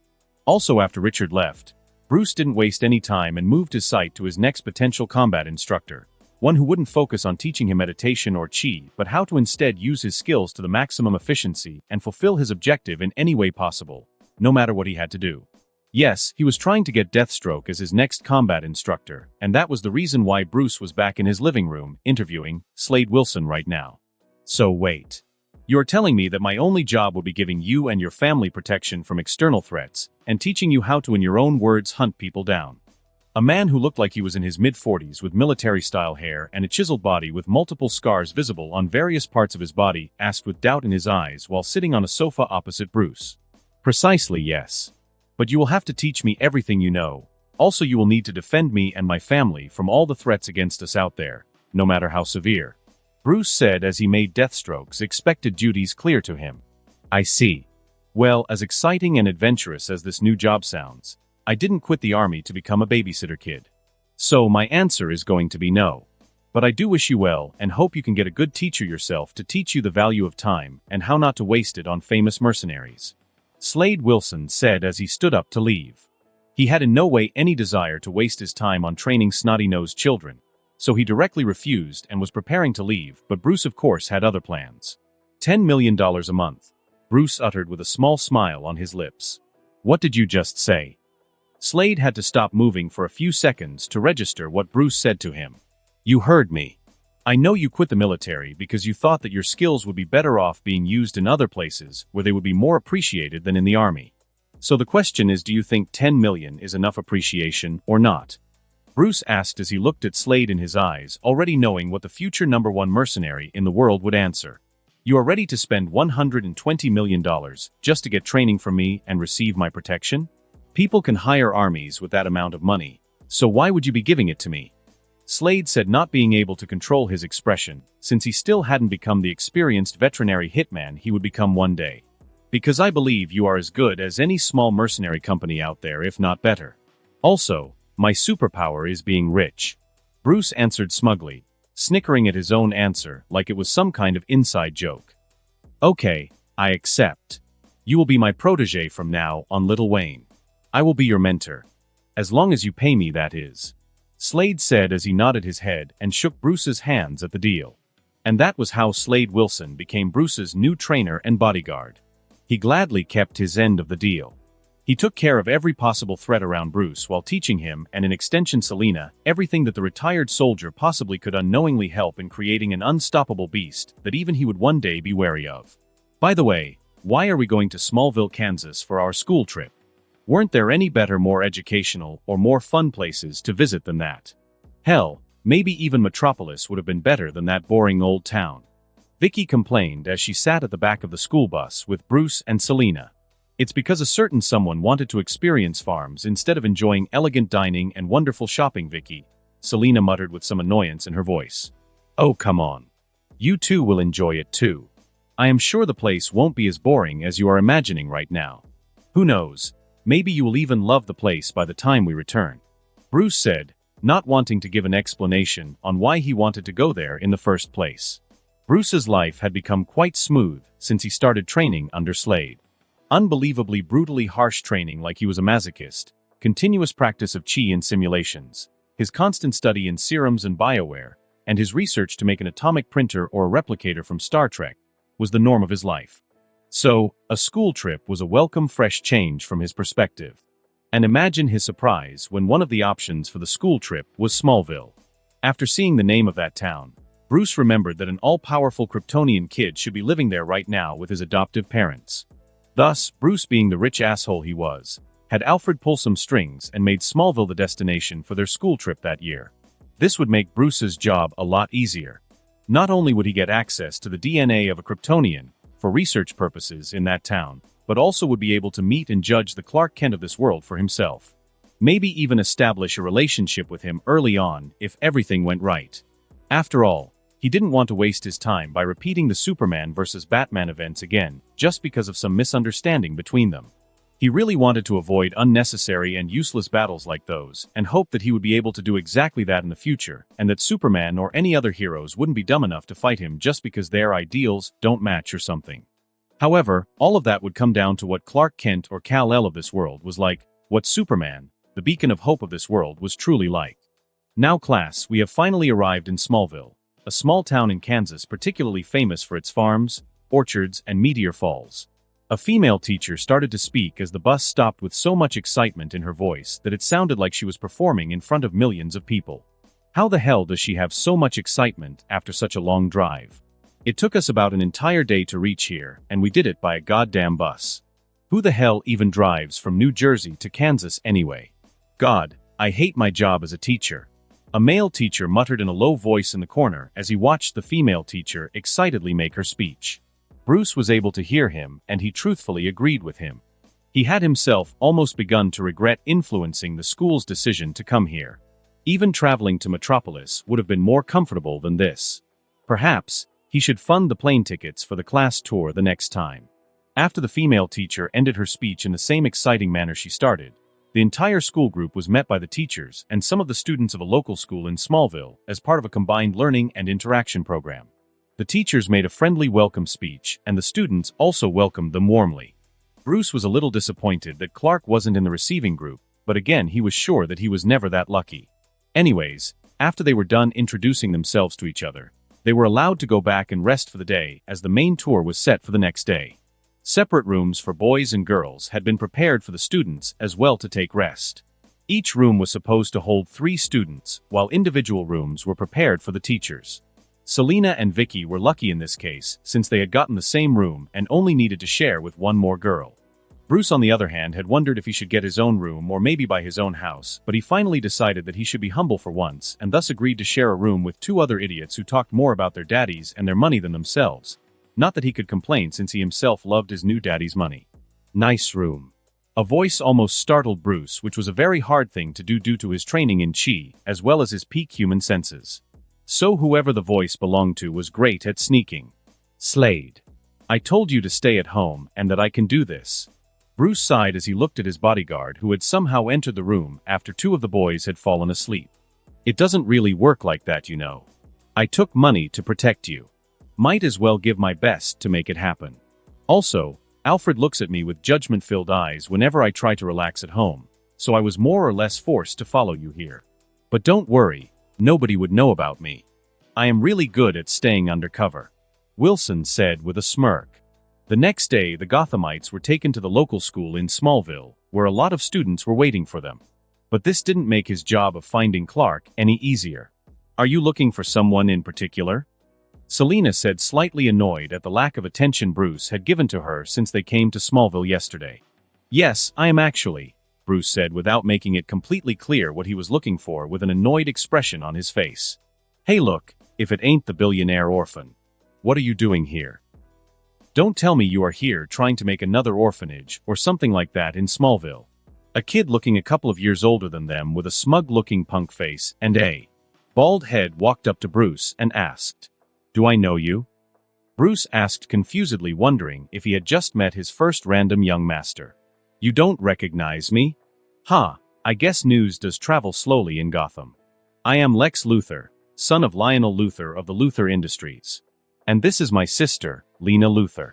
He proudly introduced himself, along with his sister behind her. Congratulations, I guess. Good for you by now. Bruce said as he turned to leave, but Lex just didn't want to seem any less important or cool than him, so he continued to pester him. I think we should be friends. After all, you don't want to go make friends with the wrong sort. Lex stated with an arrogant smile. Are you a Harry Potter fan? Bruce subconsciously asked after hearing him speak like a certain ferret. What? Of course not. I don't read subpar books like that. Lex said without much change in his voice. Stop embarrassing yourself, Lex. You are wasting both of our time. Just be a good boy and run back to your dad. Vicky said with anger leaking from her voice as she was a devout fan of Harry Potter, after which the ferret wannabe came close to me. At that moment, while Bruce was successfully insulting Lex, a slightly bulky kid with well-defined muscles, grown messy hair, and a handsome face suddenly came into sight as he walked by. The kid didn't try to converse with anyone or do anything. In fact, he was just walking by, trying his best to conceal himself in the crowd, trying to appear as normal as possible. Bruce decided to approach him and strike up a conversation with him. He wanted Clark's blood in any way possible, so he might as well try to make a friend. Hey Clark, right? I am Bruce Wayne, a new visitor to your school for a day. Nice to meet you. Bruce tried to come off as gentle and friendly as he could in an effort to not scare the Kryptonian off or make him suspicious of him. Oh. Hi. I am Clark Kent. Nice to meet you, Bruce. Bruce Wayne POV, wow, this guy knows how to control his strength. Even though I am currently shaking hands with one of the most powerful creatures on Earth, it almost feels like I am the stronger one here. It seems that he was doing his best to paint himself as a weak, normal human being. Quite a grip you got there. But do I know you? Clark said with a small smile as he felt my hands tighten and loosen in his hold for a slight second. It seemed that he was a few years older than me.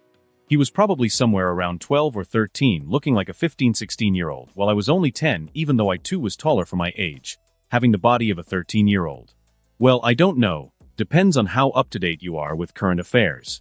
But I am sure that I know you. I know what you are hiding. You are famous. I recognized you from a newspaper I read a couple of days ago. Isn't your family farm like the biggest organic farm in the state? I asked, knowing that it was true and I really had come across such an article while doing some research on him. Yeah, I guess a local newspaper did publish that a few months ago. He said as he relaxed and awkwardly chuckled after his expression had transformed into one of pure fear, for a few seconds afraid that his true secret had been revealed. Oh, this is Celine and Vicky. They are also here for the student interaction program like me. I introduced the two girls behind me, and they just slightly nodded acknowledging his presence. I truthfully felt like some kind of mafia boss being followed by his loyal minions due to the serious expressions sported by the girls on their faces, but that didn't discourage Clark from continuing to talk with us. He even offered to give us a tour of the school and the local attractions of the city, once the teachers were done with their own lecture and tour, which I gladly accepted. The interaction program was mostly boring, with individual students and teachers just coming forward and boasting about the city and their school. However, after about 2 hours of enduring the exceptionally boring program, we were finally able to get out of it. That was tiresome, Vicky said as she pressed her forehead like she was in pain. Yeah, it absolutely was, although I mostly slept through it. Are all of the programs in your school this boring? Celine asked as she looked at Clark, who instead of paying attention to her words, was watching a certain girl talking to her friends in the school corridor. Let me guess, you're Mary Jane? Bruce asked, smirking. Huh? What? Who's Mary Jane? That is Lana Lang, Clark said with a small blush on his face. Stop blushing, you look like an innocent maiden in love, which is weird, I said as I looked at the girl he had a crush on talking with her friends, not even realizing that Clark was continuously looking at her like a shy newly married wife. I am not blushing. I just am a little hungry. He tried his best to lie while failing in it miserably. I wonder how he kept his identity secret for so long if he is really that bad at lying. Okay, sure. Anyways, how is the food in your cafeteria, by the way? I asked, wondering if Alfred would have a heart attack later if he knew I was planning to eat in a school cafeteria. It's pretty good. If you have a stomach of steel, that is. Clark laughed as he made a disgusted face. Oh, I guess we will have to search for a restaurant in the city then, I said, disappointment apparent in my voice. You know what? You should come to my house. That way you'll be able to taste the amazing brisket my mother cooks that I have been telling you all about. Clark offered, not caring about the fact that it had barely been a few hours that he had known us. Really? Will you show us your farm as well? I would like to take some pictures there for one of my school projects, I said, inwardly rejoicing that I was so close to my plan succeeding. Yes, sure. Let's go there after the local museum visit.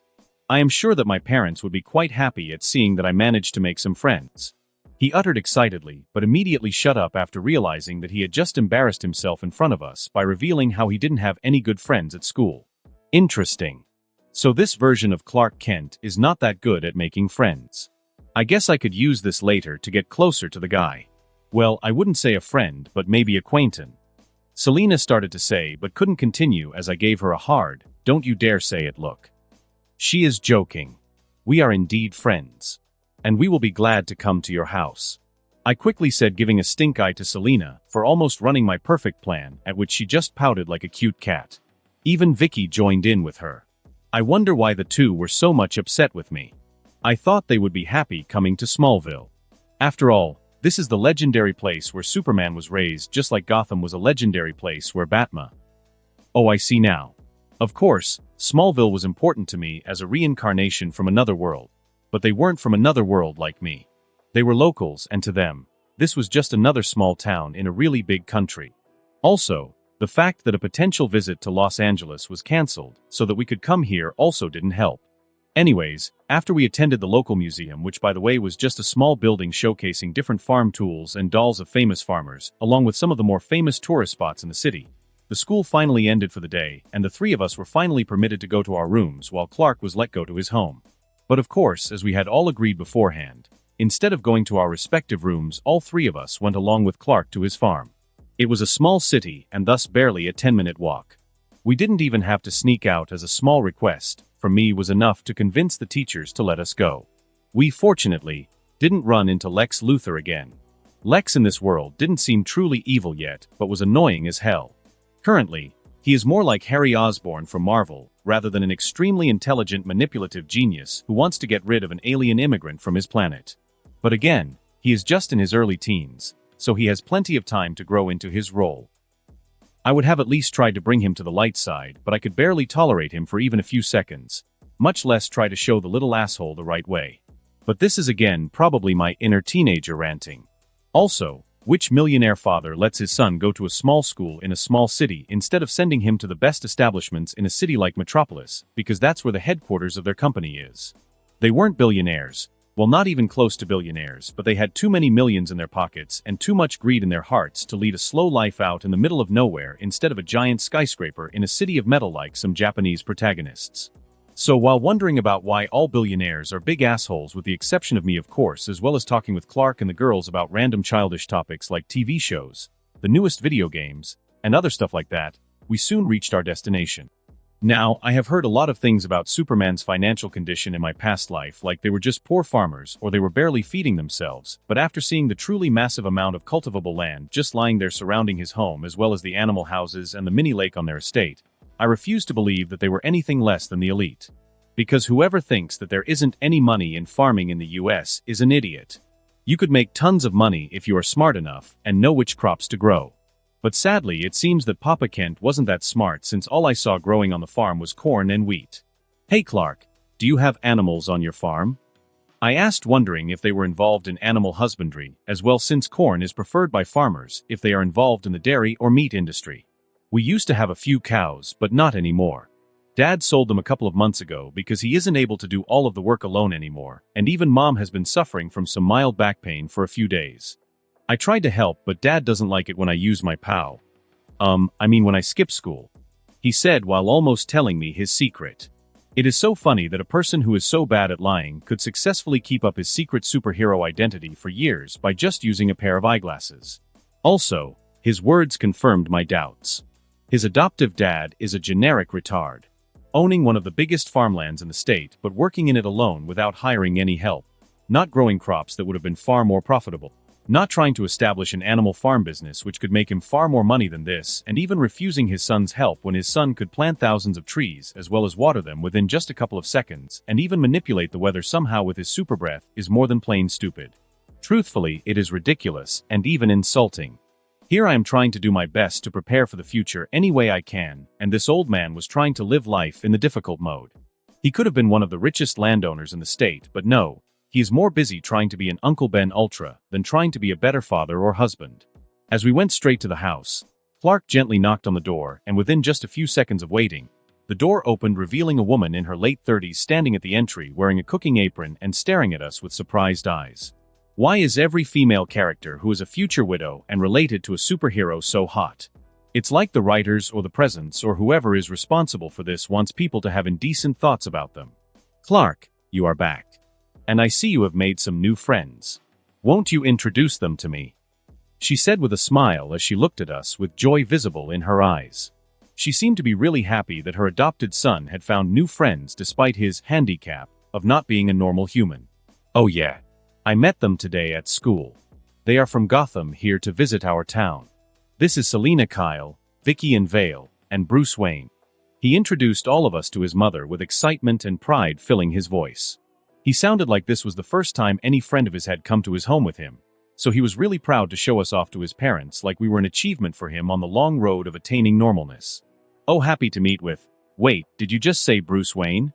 She gasped in the middle of her sentence, immediately realizing my true identity, which I wasn't even honestly trying to hide. Wait, you aren't Bruce Wayne from the Wayne family of Gotham, are you? The billionaire heir of Wayne Enterprises.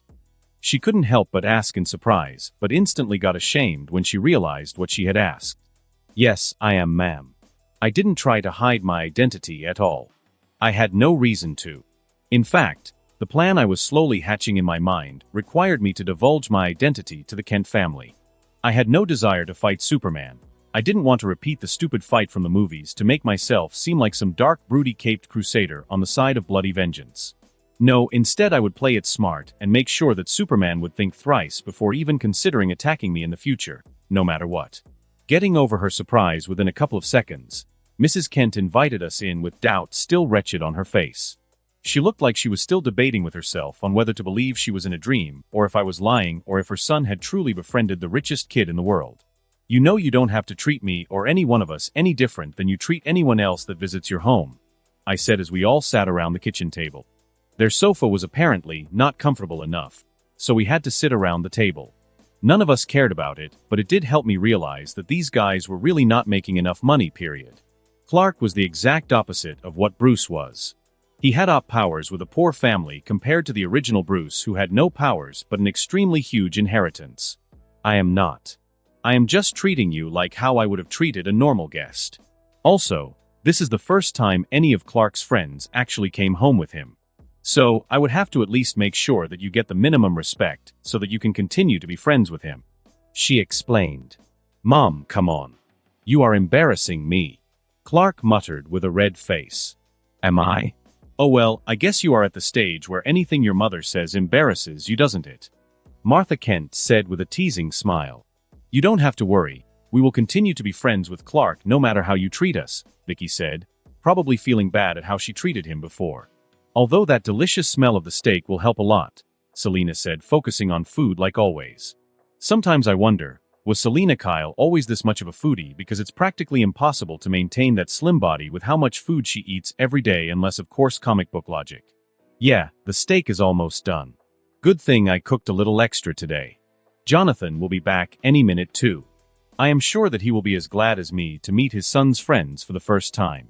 Martha said as she went to the oven to perfect her art. So you live here all alone, just the three of you? Because I don't think I saw another living human about half a mile near your home. Vicky asked, not being able to control her curious nature. Well, we did used to have neighbors, but their homes were really far away. Also, Lex's father has been buying their lands for high prices. He offered to buy ours as well, but Dad said some very indecent words to him when he made the offer to him. Clark explained with a wry smile. Oh, interesting, I said as my mind worked at full speed trying to guess the reason why Luther Sr. was trying to buy up this estate. Was it simply greed for more real estate? Or was it because he found out that this land might have some natural resources hidden under it?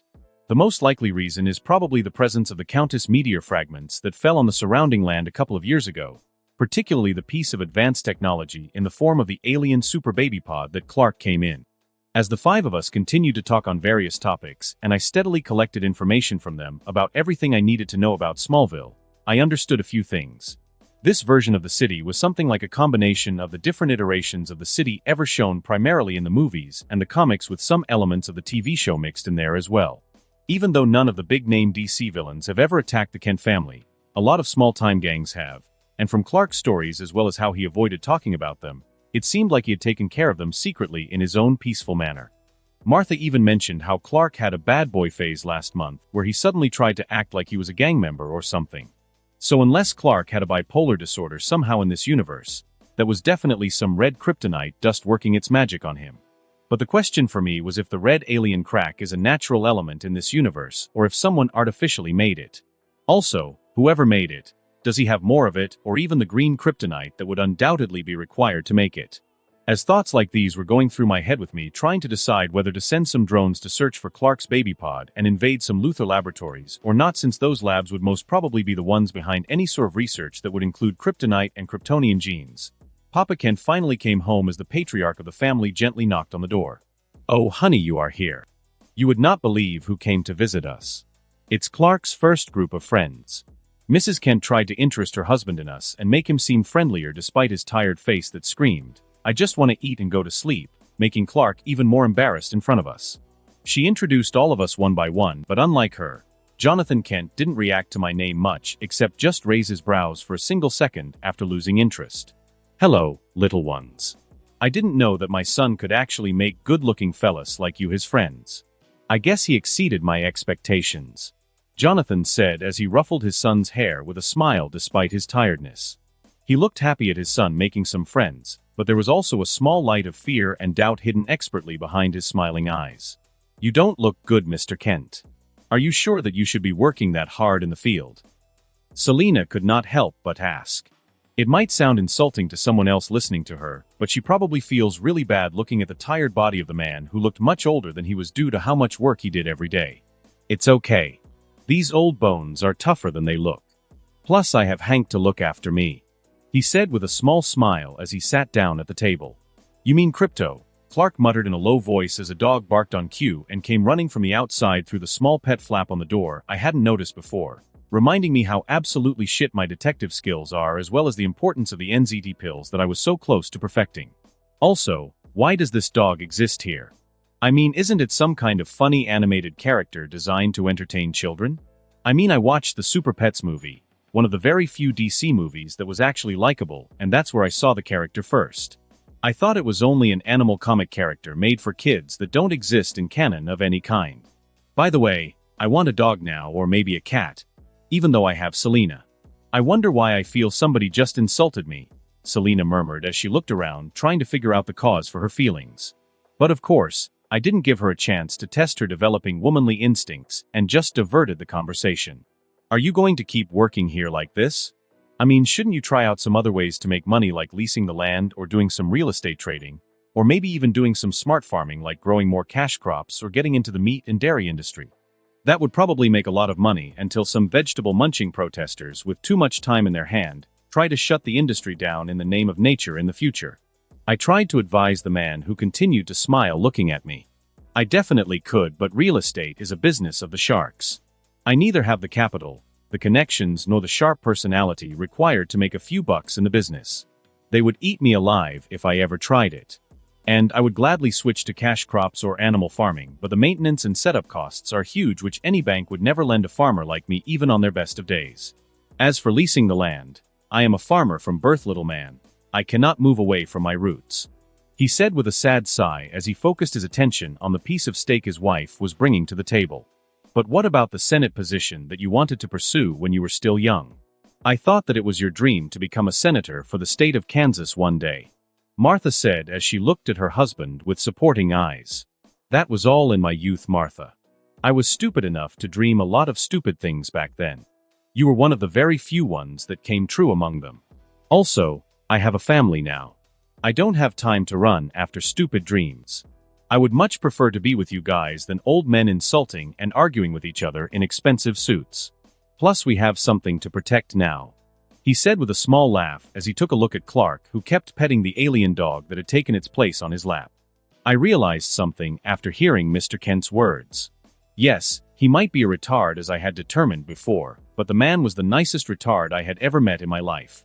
He was probably as nice as Ben Parker, only more talented, and I would absolutely hate seeing a good person like this meeting the same fate as the original Bruck.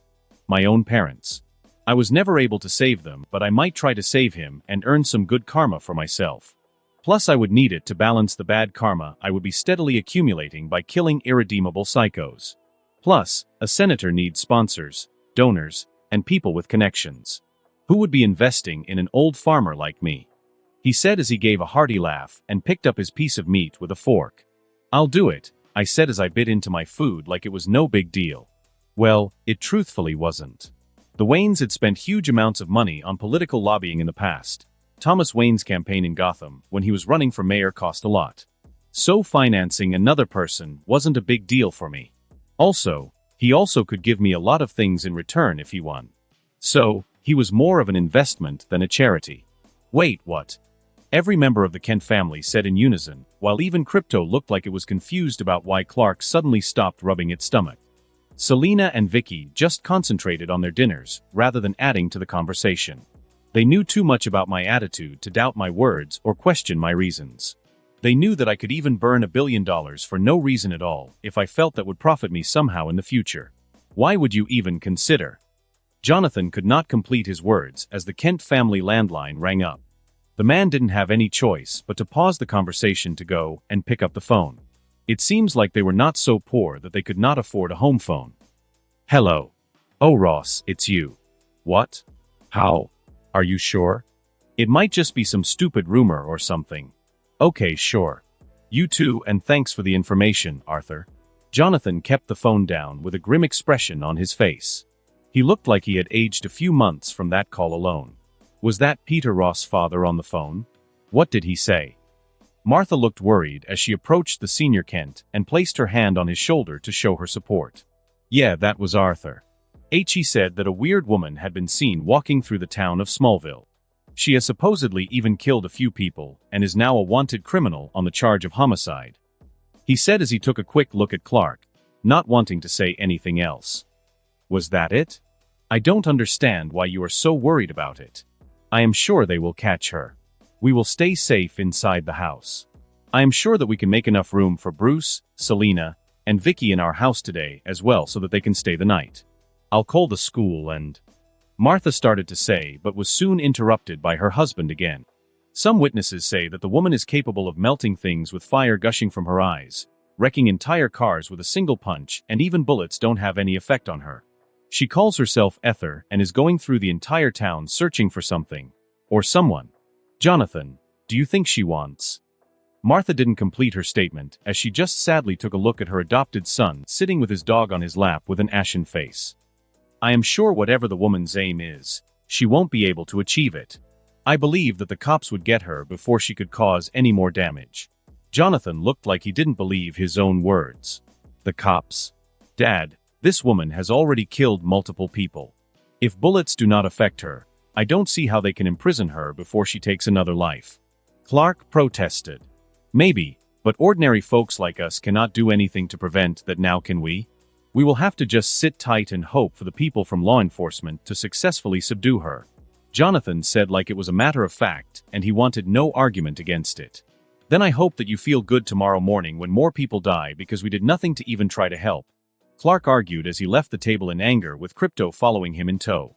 Wow, these people trying to sound like a normal family and acting like they did not have two superpowered aliens living among them is actually hilarious. It could make up for a good sitcom if done right. I hadn't told Vicky and Selena everything about Clark, only bits and pieces like how he might not be a completely ordinary human like us. But the Kent family conversation was so stupid that even they seemed to have an idea of what was going on. I am sorry that you three had to see that. It's just Clark gets really upset when something bad happens in the town, since he feels responsible for the town's protection as one of its young citizens. Jonathan tried to make excuses, but nobody was buying that. But we still nodded and kept our mouths shut. Anyways, you know what? You three shouldn't go out tonight. I'll call the school authorities and inform them that you will be staying with us for the night. John will drop you all off tomorrow. Till then, Bruce, you can bunk with Clark while Selena and Vicky can sleep in the guest rooms. As for the business proposition that you had, we can discuss that tomorrow at breakfast. Martha offered with a smile. Okay. We don't really have any other choice, so we will have to accept your kindness, Mrs. Kent. I said with a smile. Oh please. Call me Martha, she said with an embarrassed flick of her hand. After we finished our dinner, all four of us were led to our rooms. Martha went with the girls to tidy up the guest room after directing me to the door of Clark's room. We were even given some old clothes that the Kent family had collected for a church giveaway to keep us warm and comfortable for the night. Clark, may I come in? I knocked on the door, but no sound came from the inside. Clark, you there? I knocked again, a little louder and harder than the last time. But still, no answer. Now, there were a lot of things that might have happened for which Clark was not answering, but since this world was more or less a world based on comics written by cliché writers, I immediately assumed the stupidest possible reason why he was not answering. I immediately took out my bat tool hidden inside my coat on my belt and positioned it near the door's keyhole. For small mechanical pins got out of the device and began fiddling with the lock mechanism. It was the bat tool's lockpicking mode, something that wasn't nearly as sci-fi as the rest of its modes, but did the job pretty well. It was mostly to give me a competitive edge over Selena's natural lockpicking skills. Really, that girl was a born thief. Who the hell can even pick a lock in 3 goddamn seconds? Opening the door to Clark's room, I understood that I was completely right. He behaved like a stupid teenage superpowered character and sneaked away from his room to try to defeat the villain and protect the city all by himself because he felt responsible or something due to his powers. Looking at the half-open window of the room, I wonder how he would defeat the woman who was either a metahuman, a possible Kryptonian, or some other superpowered species. So, would Clark win like Superman always does, or was there a chance that he could suffer utter defeat? But the even bigger question was, what should I do? Should I just lay down and have a good night's sleep hoping that Clark comes back alive tomorrow, or should I actually try to help him?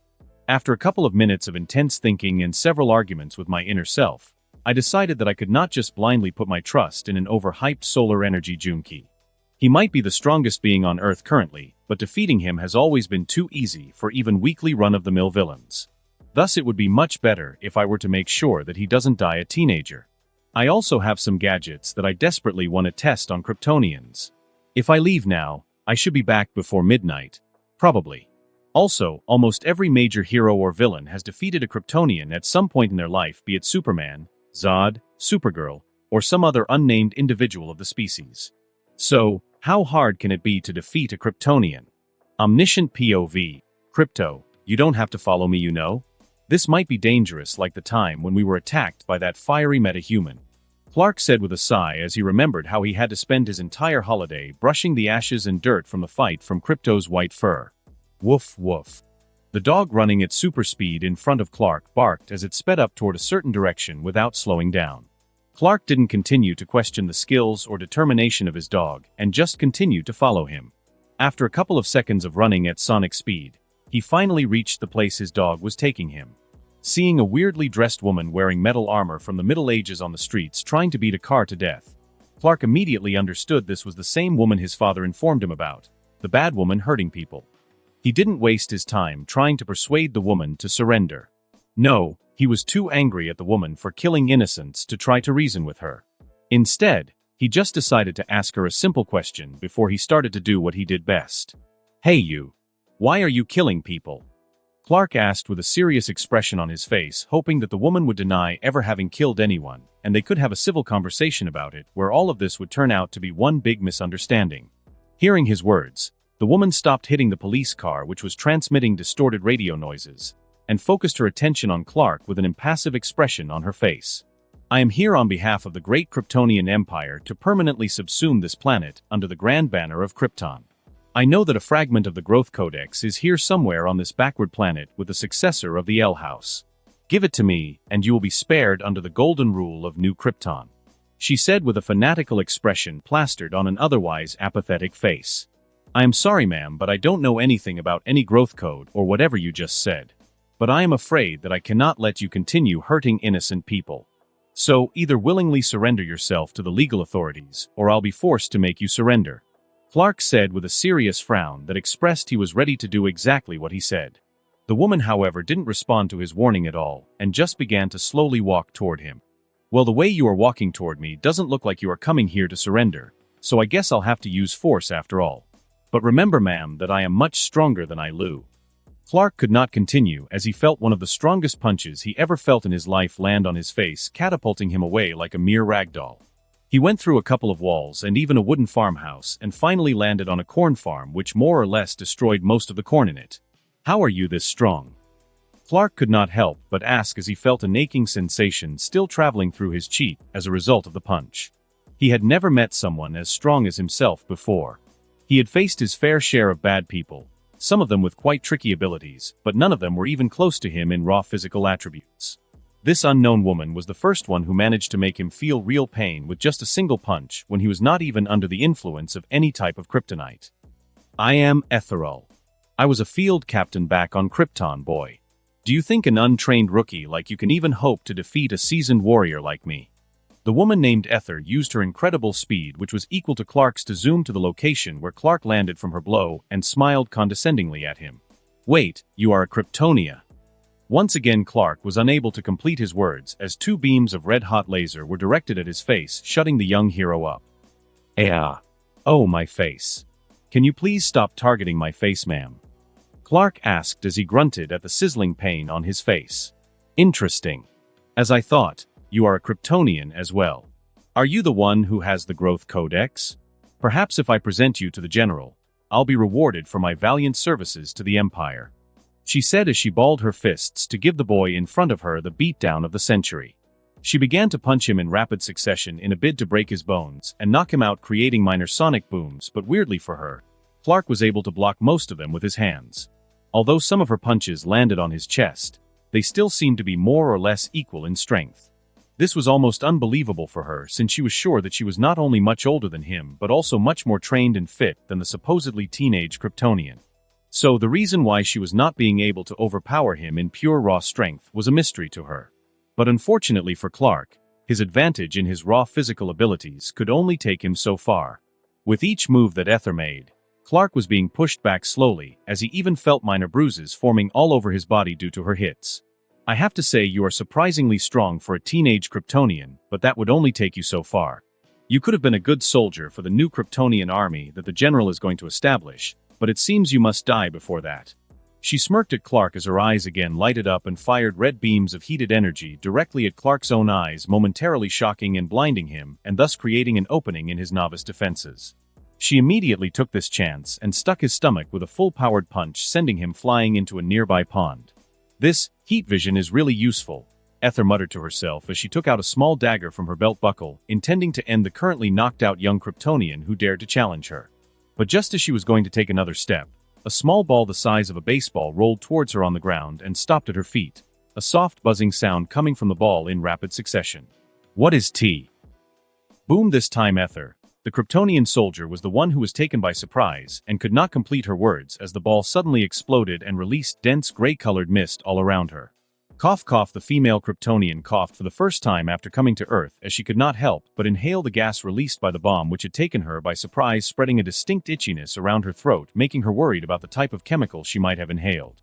She was worried that this might be some chemical or biological weapon designed by the native species on the planet to kill her, and she was mostly right, as she felt a certain thirst for anything liquid overcome her.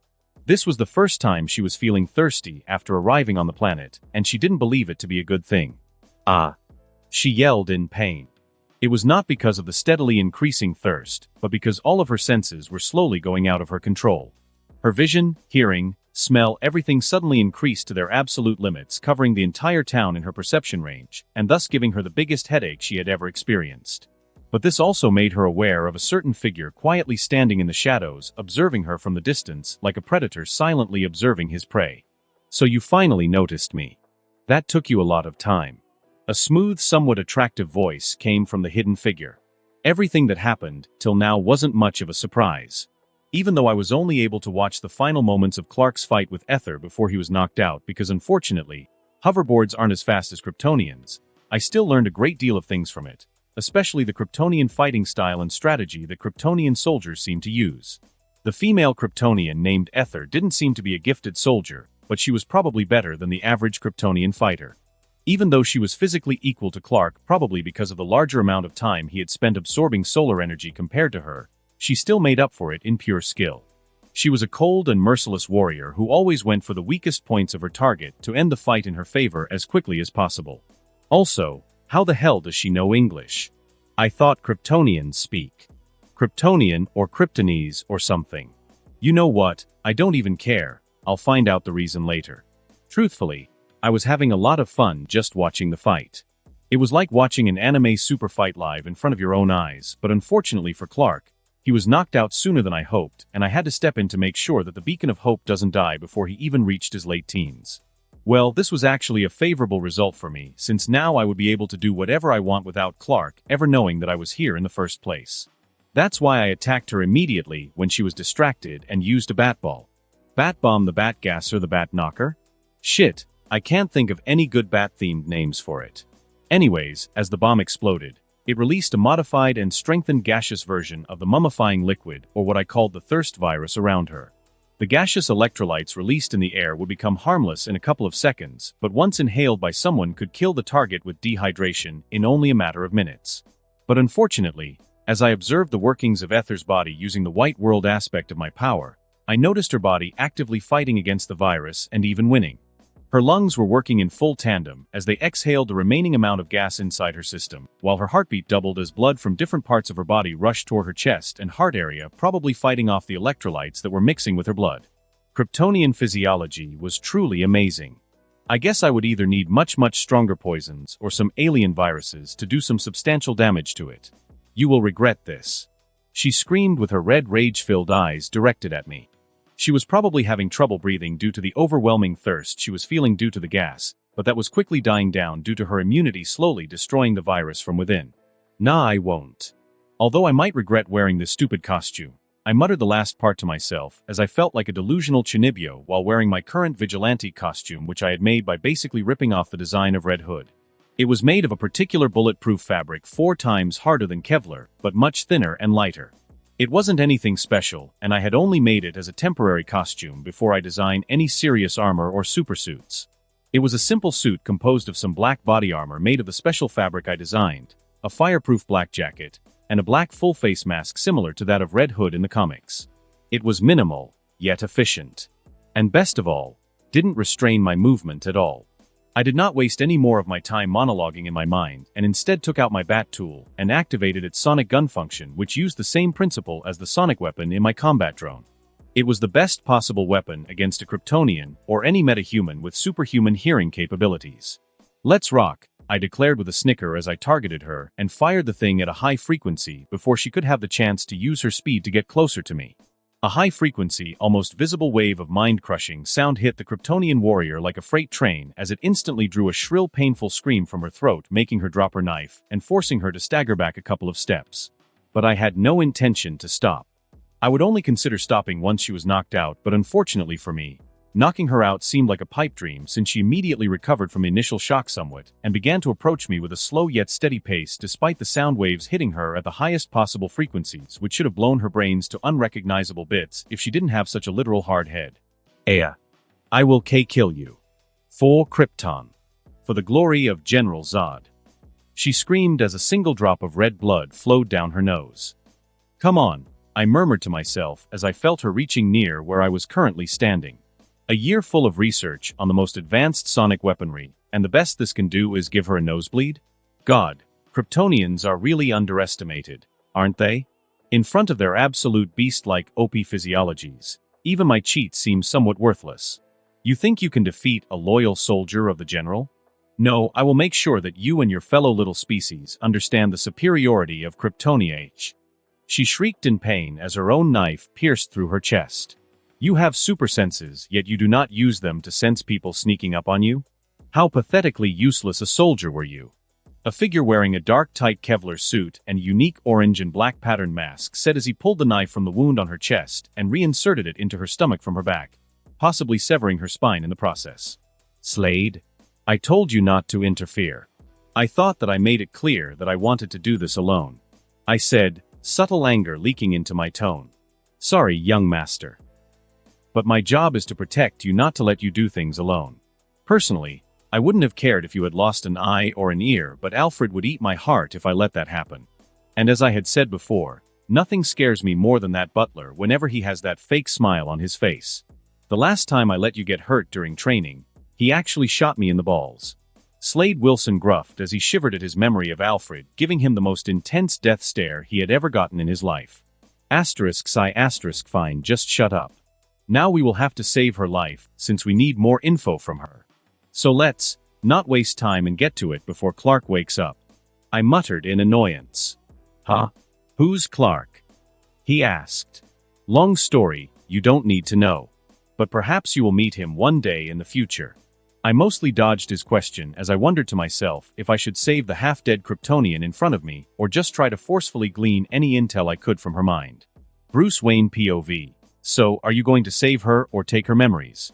Because judging by her breathing pattern and heart rate, she doesn't seem to have much time left, even though physically her injuries seem to be healing at a much faster rate than a normal human. That's not supposed to happen, by the way. Just saying. Deathstroke sat on the ground in a relaxed position and commented cheekily. I don't know. Should I save her or should I just let her die? I mean, she did kill a lot of people, innocents who were just doing their jobs or minding their own business. She killed them in cold blood just because she could, just because she was stronger.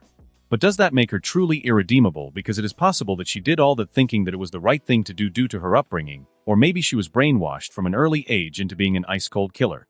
I suddenly began hesitating, even though I previously thought that I was ready for situations like these. Why was I suddenly hesitating when it came to killing her? Was I that weak-minded? But hadn't I already killed those people back then at Helena's house? But again, I just ordered their deaths that day.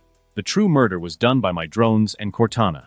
To me, that was less like killing someone, and more like just ordering a troop member in a game to do the deed instead.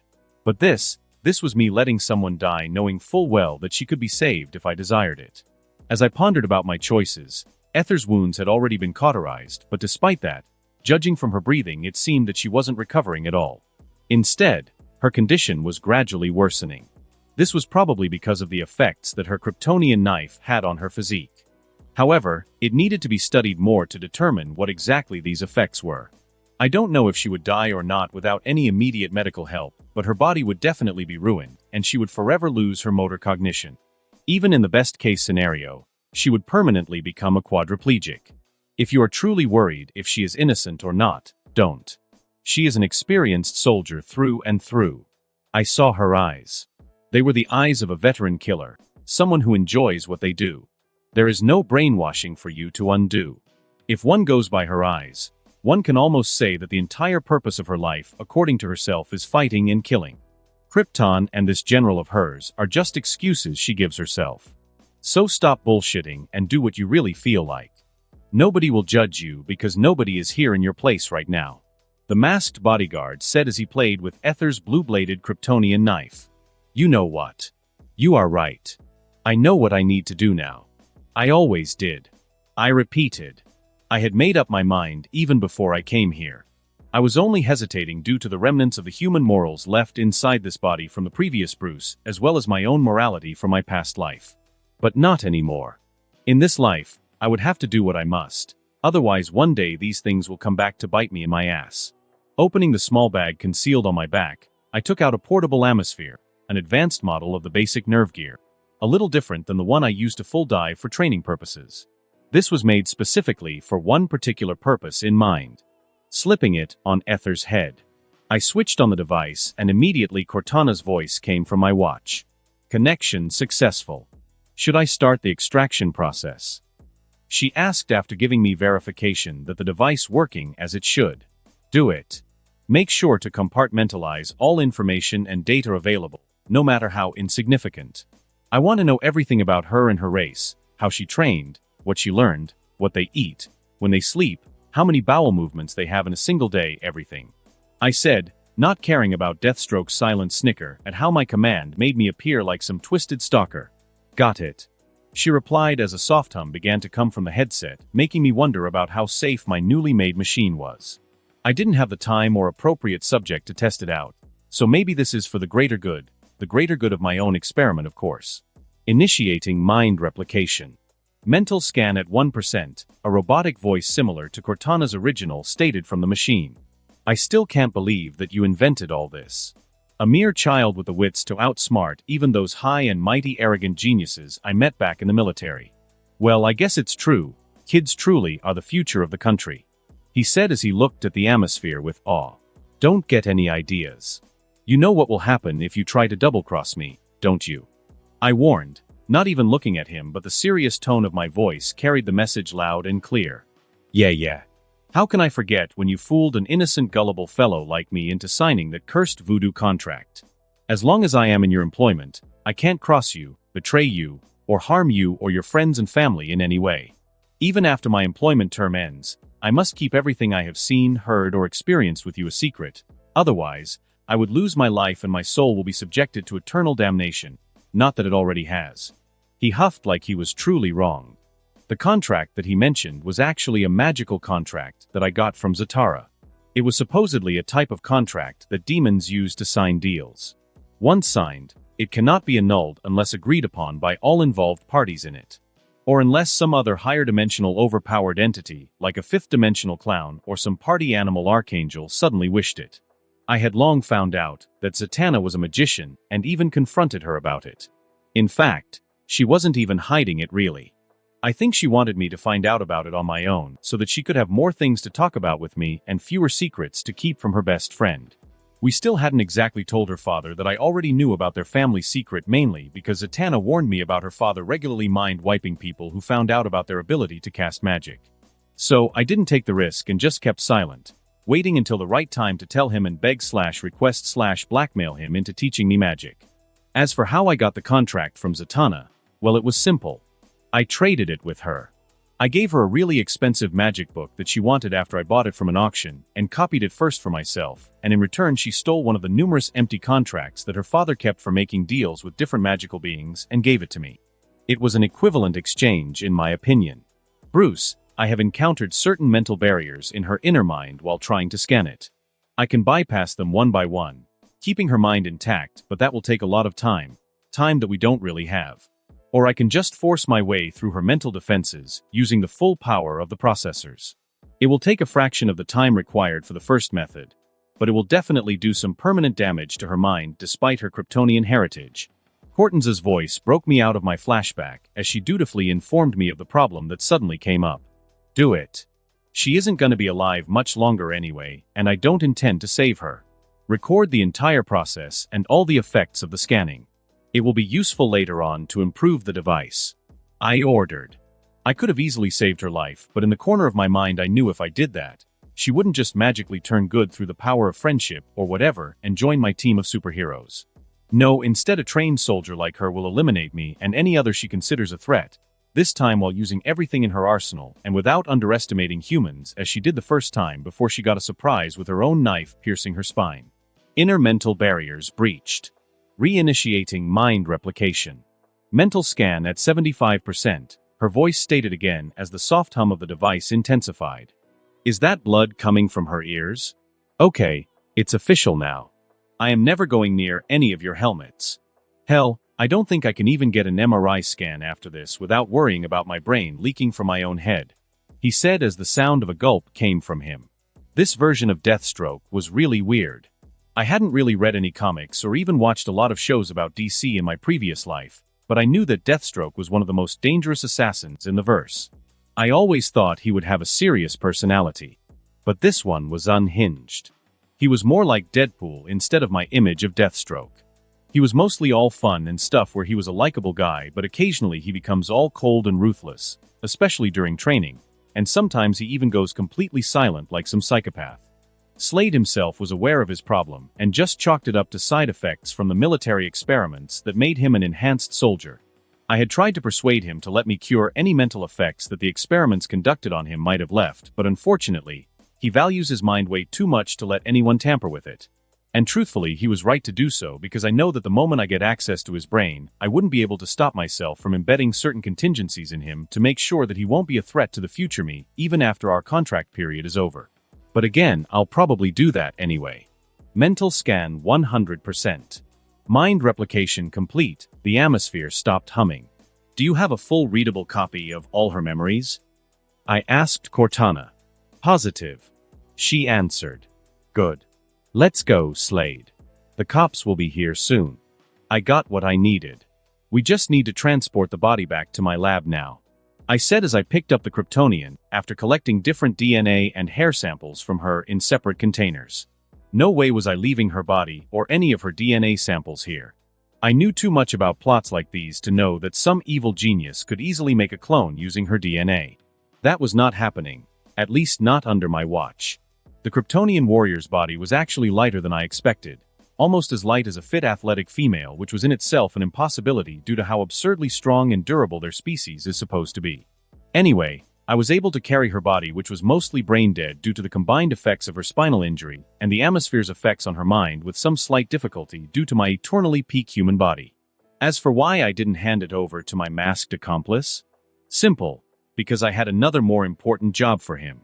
Slade, I will carry her to the car that you brought from Gotham. While I do that, I have an important assignment for you. You see, her sudden appearance in this town begs the question of how she came to be here. And I know the perfect place to start investigating that particular question. Tell me, Slade, have you ever heard of? Bruce started with a smile on his face, which soon disappeared as Deathstroke interrupted him. Wait before you tell me the mission details. Know that this is going to cost you extra. I just get paid to be your teacher and bodyguard, not your errand boy. Of course, I will gladly be your errand boy if you pay me enough, he said like a shrewd businessman. You know, you are worse than my blood-sucking lawyers. Sigh, how much do you want? I asked, annoyance evident on my face. Hey, don't give me that look. I'll have a young mouth to feed soon. And if you think that lawyers are blood-sucking, you definitely haven't heard of child alimony yet. Also, $1 million is enough. He snorted. Fine. 1 million it is. Now, as I was saying, have you ever heard of the Luthers and their evil experiments in their secret laboratories? I asked with an evil smirk that was not visible due to my mask. Okay, now I am interested. By the way, the price is 2 million now. After Deathstroke left me after listening to my plan, I also prepared to leave the area. The cops were going to be here any minute, and I didn't want to waste my time explaining to them what I was doing in a destroyed farm alone at night. But why was I getting the feeling that I was forgetting something? I looked around trying to figure out what I was forgetting. My photographic or eidetic memory, like all other eidetic memories out there, acted on the principle of perfect recall. It means whatever I see, smell, hear, or experience after my transmigration will be stored perfectly in my mind without the memory deteriorating with time. But if I have to recall that knowledge, I'll have to think about it like searching for a particular file on a computer. That's why a lot of geniuses, even though have eidetic memories, still forget about general stuff like eating. It's not because they are idiots, but simply because they don't care enough to try to actively recall that data from their minds. Oh, that's it. I had forgotten about Clark, the friendly neighborhood Kryptonian who was currently knocked out in a puddle of water. I could wake him up and take him with me, but the thing is that I already have too much stuff in my hands. I mean, literally, the Kryptonian warrior on my back is heavy enough for me. I can't afford to carry a Kryptonian teenager as well.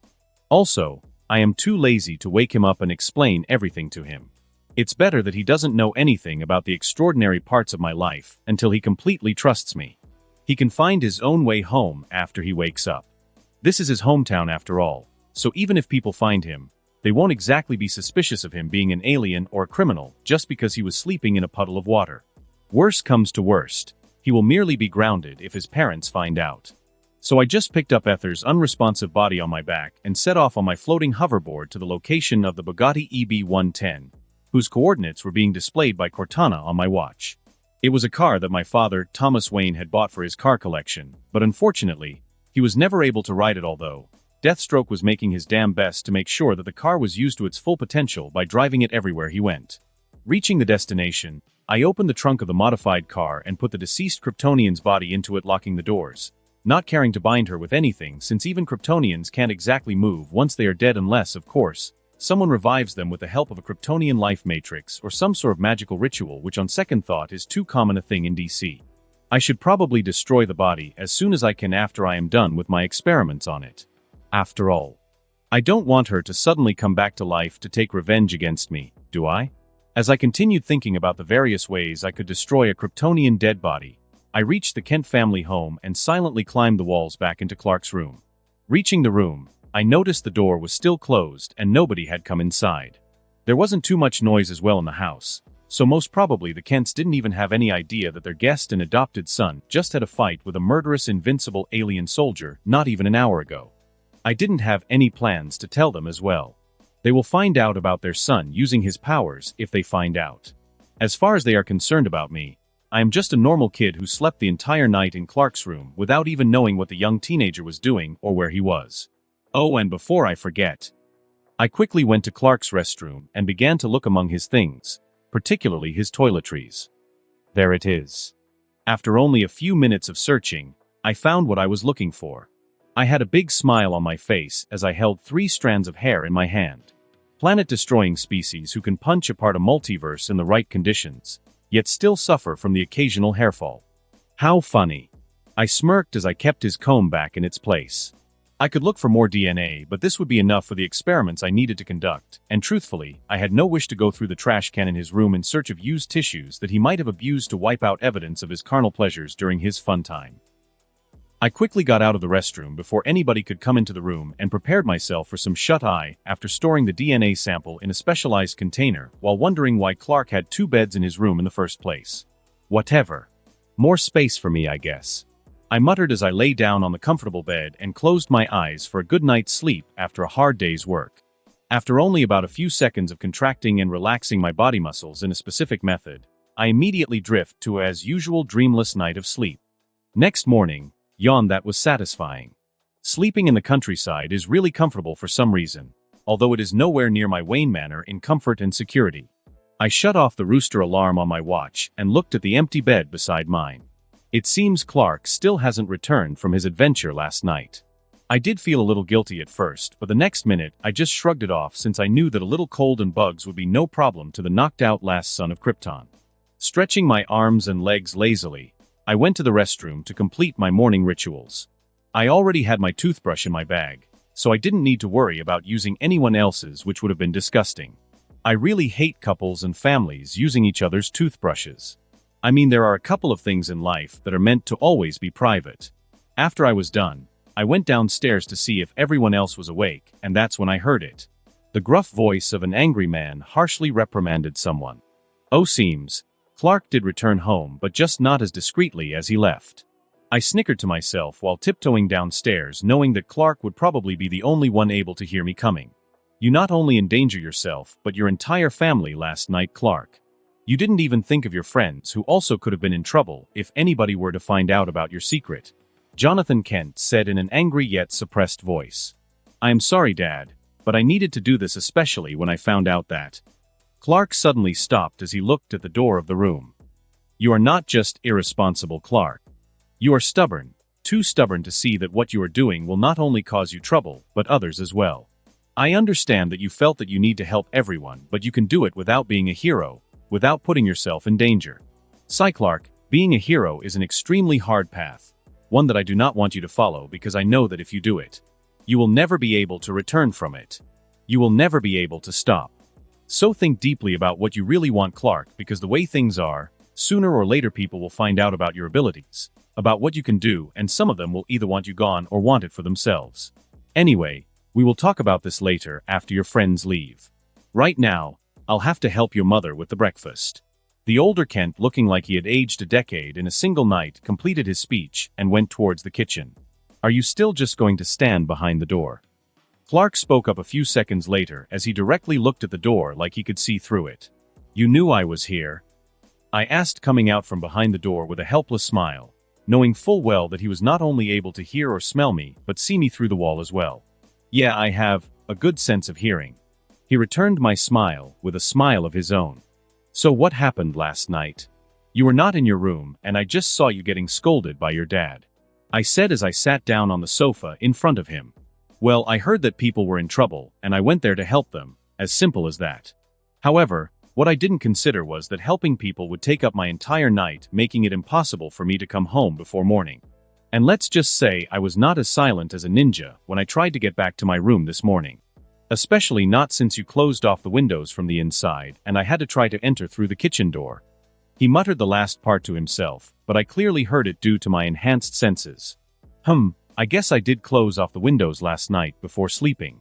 I had been getting paranoid lately, and locking all doors and windows before going to sleep was just one of the many new paranoid habits I had picked up.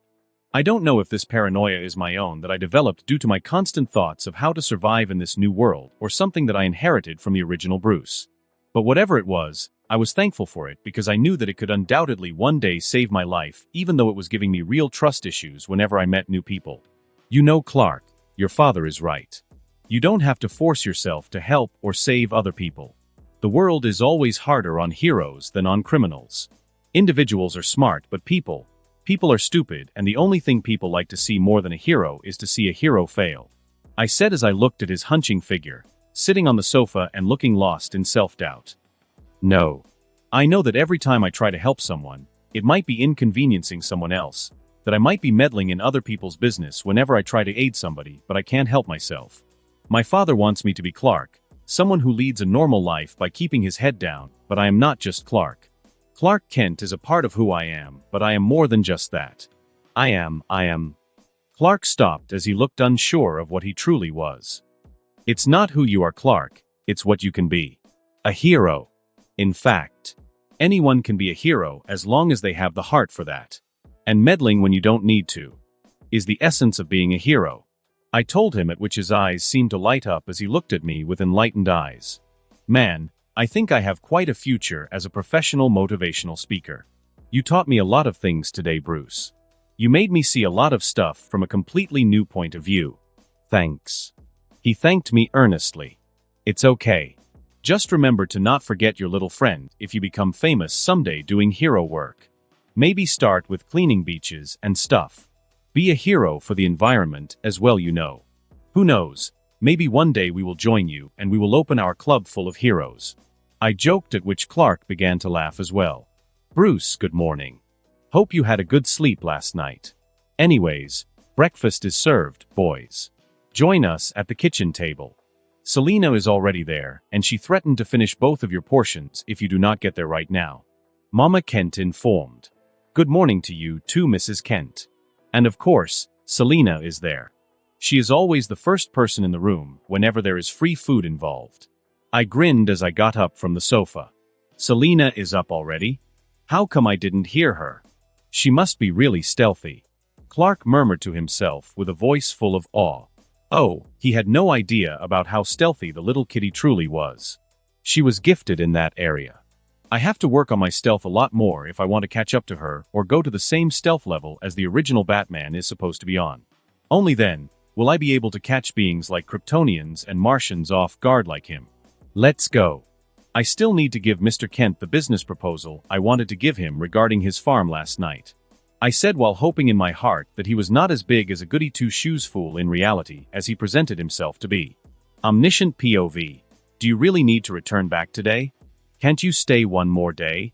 Maybe we could play baseball and stuff, although I am not really that good at it. My balls always miss the mark. Clark laughed a little awkwardly as he remembered how every time he threw or hit a ball, it would always fly away to space. He hadn't mastered perfect control over his strength yet, so he had to avoid playing sports with people. That's what she said. Bruce could not help himself but mutter under his breath when he heard the last line Clark said. Huh? What? Clark, having clearly heard him due to his super hearing, asked with a confused expression on his face, not at all getting the joke. Nothing. Anyway, as I was saying, we need to leave today. I am really glad for the hospitality all of you guys showed us, but it's time for us to leave, though we will definitely meet again. And you can always call us or send letters, whatever you prefer. Bruce smiled at him. The entire Kent family had come to drop Bruce, Selena, and Vicky at the school and say farewell after they all had breakfast together. Truthfully, the Kents might be too humble for Bruce's taste, but he still liked them nonetheless. They felt like, well, family. Yeah, we will miss you guys, especially you two girls. You were a big help in the kitchen. I wish I had daughters as cute as you two. Martha Kent praised as she ruffled the hair of both the girls. Okay, I think we should go before the situation becomes even more emotional. By the way, Mr. Kent, I hope you think about my offer. I believe it will not only be good for both of us, but also for your family, and even your dreams of becoming a senator one day. Bruce nodded at the senior Kent, at which the senior farmer nodded back with a look on his face that said he was in deep thought and seriously considering Bruce's offer. You sure you have the power and permission to make that deal on your own kid? I mean, as much as I know, most youngsters your age, no matter how rich they are, don't really have the power to offer multi-million-dollar deals like that on their own, without any permission from an adult. Jonathan expressed his doubt. I am not like most kids, Mr. Kent. I am Bruce Wayne. I am the opposite of what most kids are. Bruce shrugged helplessly. He had offered the deal of a lifetime to the Kent family. According to the deal, he would be leasing the Kent farm and the surrounding land from them for 5 to 10 years, then he would be cultivating his own plants and raising animals of his own choice. They're using all sorts of cutting-edge technology to maximize output. The Kent family would not only be getting a hefty sum of money at the start of the lease, but also a share of the revenue every year. They would even have the option of staying on the property and overseeing the entire operation as his ranch manager. This would permanently solve the Kent's monetary problems and increase Bruce's own reach into a new industry, the ever-profitable industry of agriculture. He was sure that he could be one of the biggest agro-producers in the country in a decade with his technology, and Kent Farms would be the best place to start. Plus, Bruce had also hinted at financing and supporting Jonathan Kent's political campaign if he were to ever run for the senator position. That was the promise that had attracted the attention of the Kent family the most. Bruce was ready to do all this because he was really happy that his trip here had paid off. He had not only acquired everything he wanted, but also even obtained some of the Kryptonian technology designs that Clark's babypod spaceship had in it by sending some of his spider drones to the Kent's backyard shed where it was kept under a blanket. So, Bruce was truly happy. You are not a normal person, are you, Bruce? I haven't ever met someone like you, someone as cool as you. It's like you aren't afraid of anything, you are ready for everything. Clark whispered to Bruce as he looked him up and down, his eyes staying on Bruce's belt buckle for a few seconds more than necessary. Did he notice my bat tool? He shouldn't, since it is currently placed in a lead holster on my buckle, but damn, I should have worn lead on my whole body under my clothes as well. I feel creepy knowing that he can more or less see me in the nude with his X-ray vision. Wait, can he see Selena and Vicky naked as well? Bruce thought as he quickly moved in front of the two girls, trying to shield their sanctity with his own. Of course, Clark had no idea what Bruce was thinking. He was merely just looking at Bruce's physique to get an idea if Bruce was a normal human or some sort of metahuman, since the young heir of the Wayne family was too physically perfect to be normal, both in his appearance and his body structure. As for looking at girls using his power, the last son of Krypton was too innocent and naive to even think about using his powers like that. But even if he were to use it for a lewd purpose like that, it would only show the Kryptonian their muscle and bone structure, not their naked bodies, since that was not how his vision worked. In fact, whenever Clark used it on living organisms, He mostly felt slight disgust at what his vision allowed him to see. "And I know that you are not a normal boy, Clark. Your pitiful attempts to appear feeble and weak in front of people don't fool me. When we were arm wrestling this morning, I knew from your muscle contractions that you were holding back significantly during our match. But why do you hide your strength, if I may ask?" Bruce asked in a whisper, wanting to know Clark's reasoning for listening to his adopted father's advice and always keeping his identity a secret. "My strength scares people no matter if they are a child or adults. Some have at times even branded me as a devil. I don't really care what they say about me, but I don't want them to be scared of me. I want to bring a smile of relief on people's faces, not fear." "I see. I guess you should be happy to know that you never scared me. But still, that's a good mantra to follow. So if you ever lose your mind to power, Mr. Superman, I'll make sure to be there to kick you back to sanity." Bruce snickered as he walked away, giving him a mock two-finger salute. Yeah, sure," Clark replied with a sneer of his own as he and his parents waved the three goodbye. He was feeling a little funny thinking about Bruce trying to beat him up in his imagination. It was impossible in his mind since he knew how much stronger he was than ordinary humans, especially with his strength only increasing as he grew up. He didn't look down on Bruce at all, but even if Bruce was stronger than a normal human, Clark's physique would still be much stronger than his. But what Clark didn't know was that Bruce was not at all a normal human. No, he was the freaking Batman in the making. A Batman who, although inexperienced right now, could one day take on an entire army of Kryptonians and still come out on top. And he was not just going to be one of the countless versions of Batman. No, he would be the Emperor of the Bats, the King of the Night, the Lord of Darkness, the Master of Shadows. He would one day be the Darkest Knight. Bruce Wayne POV. Good to see you are still alive, Deathstroke. Did you get it, or did the famous mercenary finally fail? I asked in a sarcastic voice as I got into the car after Selina and Vicky. We had decided to return back to Gotham by my private jet. None of us were excited to go on a multi-day journey across the states by bus again. So we just ditched the other students who now had to undertake the tiring return bus journey mostly because of me, although I didn't really feel bad for them since I had decided to compensate them by giving them a treat later, and instead decided to go to the nearest airport by car where my jet was already waiting. What do you think of me, you little punk? I am Deathstroke. I never fail. The mission you gave me was a little more difficult than what I expected, but it was nothing impossible. Here is the data and the little crystals you wanted. Also, I destroyed the black site as you requested. But I wonder, if you really don't want the competition, why destroy a single laboratory to set them back? Why not just kill the Luthors and be done with it? That would be much easier and simpler. They aren't exactly the nice and ethical businessmen they portray themselves to be. Deathstroke spoke in a low voice while handing me a briefcase and a USB stick, making sure that the girls could not hear our conversation. Huh? Who says I don't want competition? In fact, I am betting on Junior Luthor to rapidly grow his company and give Wayne Enterprises enough competition for it to go bankrupt without my help. Wayne Enterprises won't be able to sell any large significant assets even if it faces a cash crunch, since for that they need my signature as their biggest shareholder. Even though I am no longer on the board and without any good leadership in the company, it will grow weak against hardcore competition from the likes of Luthor, resulting in steadily decreasing stock prices.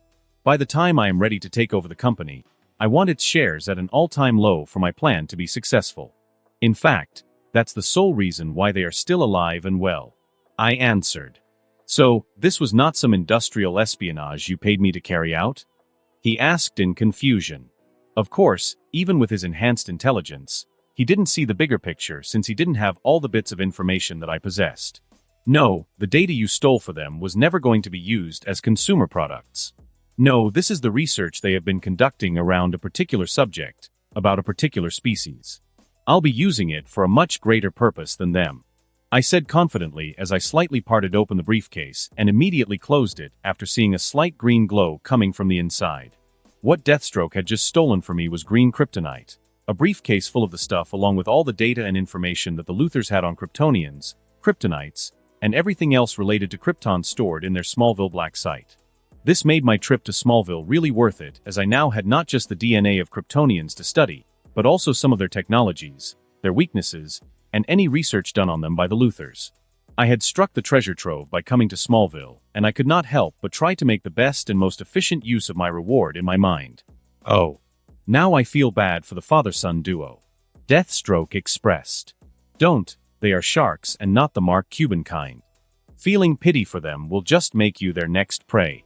I advised. Hey, are you guys coming in? We have been sitting in the car like forever. Vicky cried out from inside the car, annoyed at the conversation I and Slade were having away from their ears. Yeah, sure, let's go. We will continue this discussion later, Slade. I said as I took a last look at the calm environment of the little town, and finally went inside the car to take my seat in the front beside Slade, who was in the driver's seat. By the way, is there something in the trunk of the car, Bruce? I feel like I have been hearing something quite heavy rolling there every time Slade pushes his legs down on the brake. Selena complained after about half an hour of driving. Slade was completely silent as he gave me a side eye and continued driving like it was none of his business. It must be your imagination. I think Slade probably placed one of his bags in the trunk and forgot to tie it. He has been getting old, you know. So it's common for him to make such mistakes. Go easy on him. I gave the first excuse which came into my mind. Yeah, I probably should have seen this coming and tied down the dead body, but again I was a complete novice at transporting corpses at the back of my car. Well, there's a first time for everything, I guess. Bruce Wayne POV. Goddamn, this is even more boring than the bus ride. How long before we reach the airport? Vicky grunted from our monotonous journey as she kept her portable nerve gear to the side after completing the newest game Cortana had designed for her. We are still about an hour away from our destination. Oh, and also, language, young lady. Even your future boyfriend won't kiss your foul mouth in the future, no matter how much makeup you use or how cute you. Wait, am I slowly becoming a full-fledged nanny? Holy shit, I knew that bastard of an English butler wasn't a good influence on me. Deathstroke mumbled to himself as he looked like he suddenly entered an existential crisis. I can't believe I sometimes seriously think that Bruce told the truth when he said that you are one of the best fighters in the world, Selena muttered as he shook her head in mock disappointment. Do you think he was born a lunatic, or did he become like this after having some sort of accident? Vicky asked Selena in a low voice. My money is on accident. There is no way someone can be born that annoying. Plus I heard from Alfred that he used to serve in the US military, and I am sure that the government isn't retarded enough to hand over deadly weapons to just anyone, right? Selena answered with a snort. Then you clearly haven't heard of the US gun policy. I inserted myself into their conversation as I continued fiddling with a small box in my hands. In truth, I was both disappointed with the laws that the country had on letting citizens own guns as well as excited about owning guns myself. The original Bruce would probably be completely against the current gun policy of the US due to the fact that both he, in this universe, and his parents were shot dead in an alley, and I completely sympathized with him, but as a transmigrated teen in the body of a young male billionaire, I couldn't get over my fascination with guns. Even more so when I recently discovered the secret stash of weapons Alfred keeps for emergencies, and let's just say the man has taste. His armory can give some tough competition to even the most deadly and experienced mercenaries and assassins. In fact, when I saw him doing his monthly gun maintenance a couple of months ago, it reminded me of the Continental Hotel armory scene from John Wick 2. Wait, I should make my own hotel chain for heroes, villains, and everyone in between. Yes, why didn't I have that idea before? Imagine, a hotel with a no-kill policy and its own set of rules for supers. That would be epic. Yeah, that's definitely one of my to-do projects in the future. Anyway, as I was saying, I didn't hate the idea of letting normal people own guns if they qualified for it, but I also didn't support the fact that almost anyone in the country, even with criminal backgrounds, could own a gun in some of the states.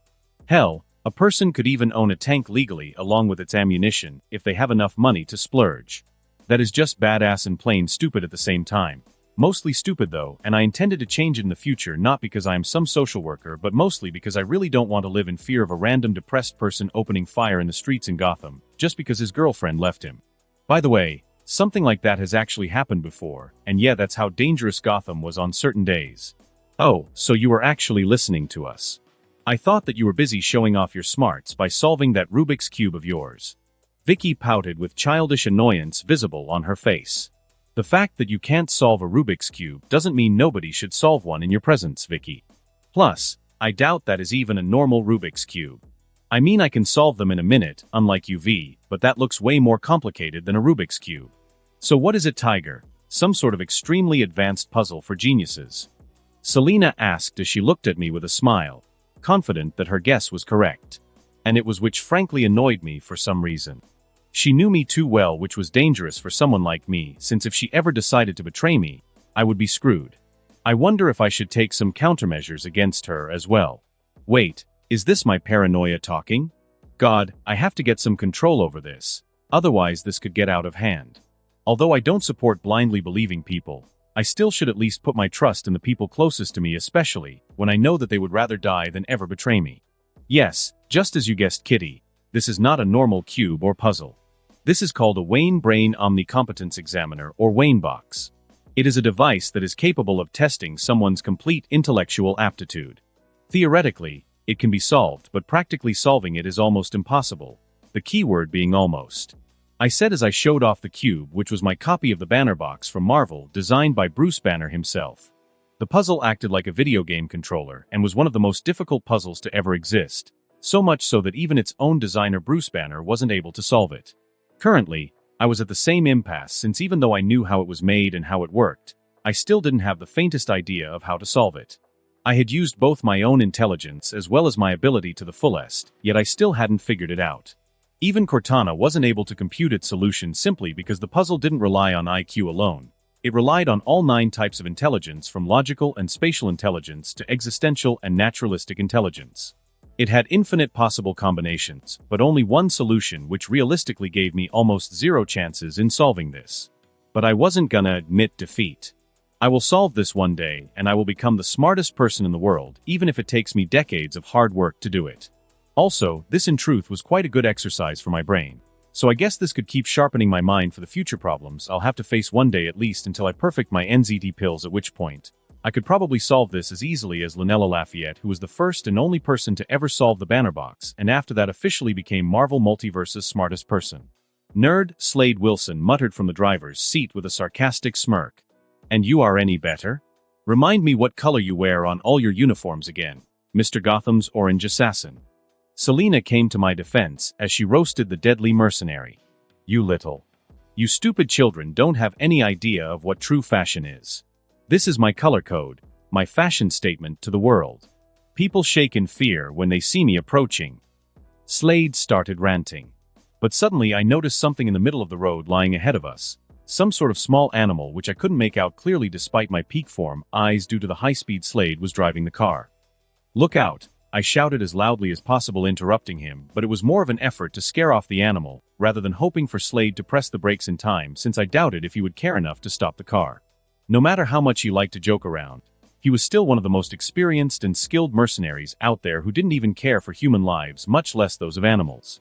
But Slade surprised me as he instantly placed his feet hard on the brakes, as well as deployed the emergency handbrakes, forcing our car to immediately come to a halt, making a shrill sound, just centimeters away from the creature. There was even a bang sound that came from the trunk of the car due to a certain woman of steel's dead body rolling around due to the impact. What the hell was that? Vicky gulped in fear and worry, at which I almost spoke up that it was not a dead body at the back, but controlled myself. It's a puppy, Slade said with a frown. A puppy here in the middle of nowhere? That's weird. Also, I am more surprised at the fact that you actually did your best to stop instead of pressing on without caring. I looked at Slade, who had a careless expression on his face. Normally, I wouldn't have stopped if it was anything else. But even I have a few rules, like no babies or puppies. He answered as he too opened the car door to get out. Who would leave a puppy in the middle of the road? Selina, who had also gotten out, asked in wonder as she looked at the small black creature lying on the road in front of our car, its eyes closed without a single shroud of fear on its face. It didn't even look like it planned to move from there. Hey, Poopy. Hey, stupid puppy. Wilson tried to get its attention, but failed miserably as the puppy didn't even glance at him, just continuing to lie on the road in front of the car. It's quite a stupid dog. Slade snickered, looking at its blank face, thinking that it was most probably some sort of retard reject of the litter. Or maybe it just doesn't like you and is ignoring you like any other sane person should. Vicky once again took a dig at Slade and successfully annoyed him. It looks like it's wounded. Maybe it had an accident or something. I said, worried about the little life, and knelt down in front of it. There was a slightly ripped collar on its neck that had a name printed on it. It was worn out a lot, but the name could still be read, just barely. So I read it aloud. Ace. Its name is Ace. Bruce Wayne POV. Hey Bruce. How is the little stupid dog doing? Still alive? Slade asked while munching on some popcorn. Yeah, I gave him some proper treatment after administering first aid back in Kansas. Even took him to one of the best vets in Gotham to get advice on his diet and stuff. He should be all right in a couple of days. I answered with an annoyed scowl on my face while carefully and slowly petting the sleeping puppy lying beside me. Ace, as was his name, was a high pedigree puppy of the German Shepherd breed, also known as an Alsatian. What I had deduced from its blood, whoever had bred him had done so in an effort to make him some form of combat dog instead of a normal working dog or just a fancy pet. According to the vet's expert opinion, one of his parents was probably an East European Shepherd, which was mostly a Russian military version of the German Shepherd breed. So Ace was definitely not some run-of-the-mill mutt. But the thing was, despite his amazing praiseworthy lineage, he was a severely abused puppy who had somehow escaped its fate by running away. He had bite and scratch marks everywhere, even wounds on his legs caused by a whip of some kind. Presumably, his last owner was some kind of dog breeder for an illegal dog fighting ring, according to the veterinarian's hypothesis. But he wasn't sure. He could only guess since we didn't find any sort of information on the owner from Ace's collar. Regardless, the little puppy was much better now and had even regained consciousness. At first, he was a little hostile toward us due to trust issues because of his rough history after waking up, but after doing some trust-building exercises for a few days and giving him proper treatment and nourishment, he has been slowly warming up to us. Especially me and Alfred, since we look after him the most, because Selina, according to her own admission, was more of a cat person, and Vicky could only be present for a few hours in the mansion since she had her own home and family. That's good. Maybe I could train him as a military dog for you. I know most of the methods that the current various military organizations use to train expert combat dogs. Also, I always wanted to train a dog to bite someone's balls off. Maybe he could finally fulfill that long-standing dream of mine. Slade said with a dreamy expression on his face, like he was imagining the puppy trying to chew on a pair of balls. That's not happening, Mr. Wilson. I have already decided to train Ace in the ethics of a proper and gentle dog with perfect manners, as what would be expected from a pet belonging to the only Wayne heir. There will be no ball biting in my presence, at least not those attached to any living being. Alfred said as he walked in with a big fancy plate in his hands that had a single large bone on it for Ace to chew and play with when he woke up. Oh, come on, you lovable English bastard. You suck the fun out of everything in my life. It's only because of you that I realized my wife is not the ultimate evil you are. Wilson grunted and huffed like an annoyed teenager. A gentleman dog or a combat dog biting off balls. It sounds to me like you would have to live a double life like me due to all the expectations. I wonder if I could train you to be a bat dog to put even Clark and Crypto to shame. Although I might have to work on that name a little. Bat dog doesn't exactly seem to roll off the tongue or sound all that threatening or cool, does it? I smiled and rubbed the head of the sleeping puppy as it released a happy sound of contentment from its mouth, like it was having a beautiful dream.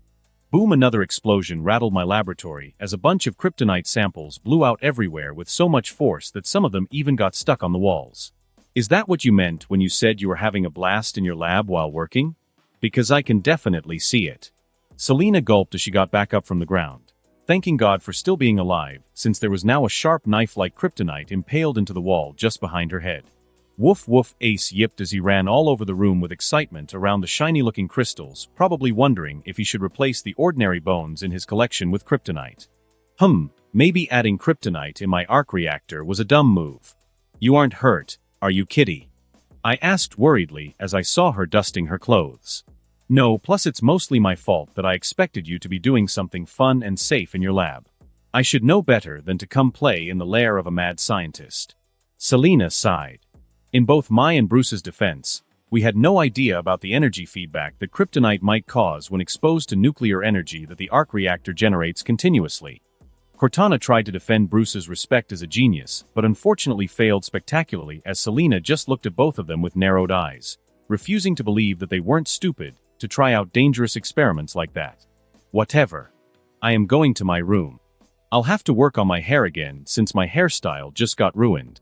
Also, Tiger, remember what I said. Don't say yes if that bitch Silver St. Cloud asks you on a date. I am telling you, I don't like her. She is only after you for your money. Even Vicky agrees with me on that. Selina said with a look of annoyance and frustration embedded on her face.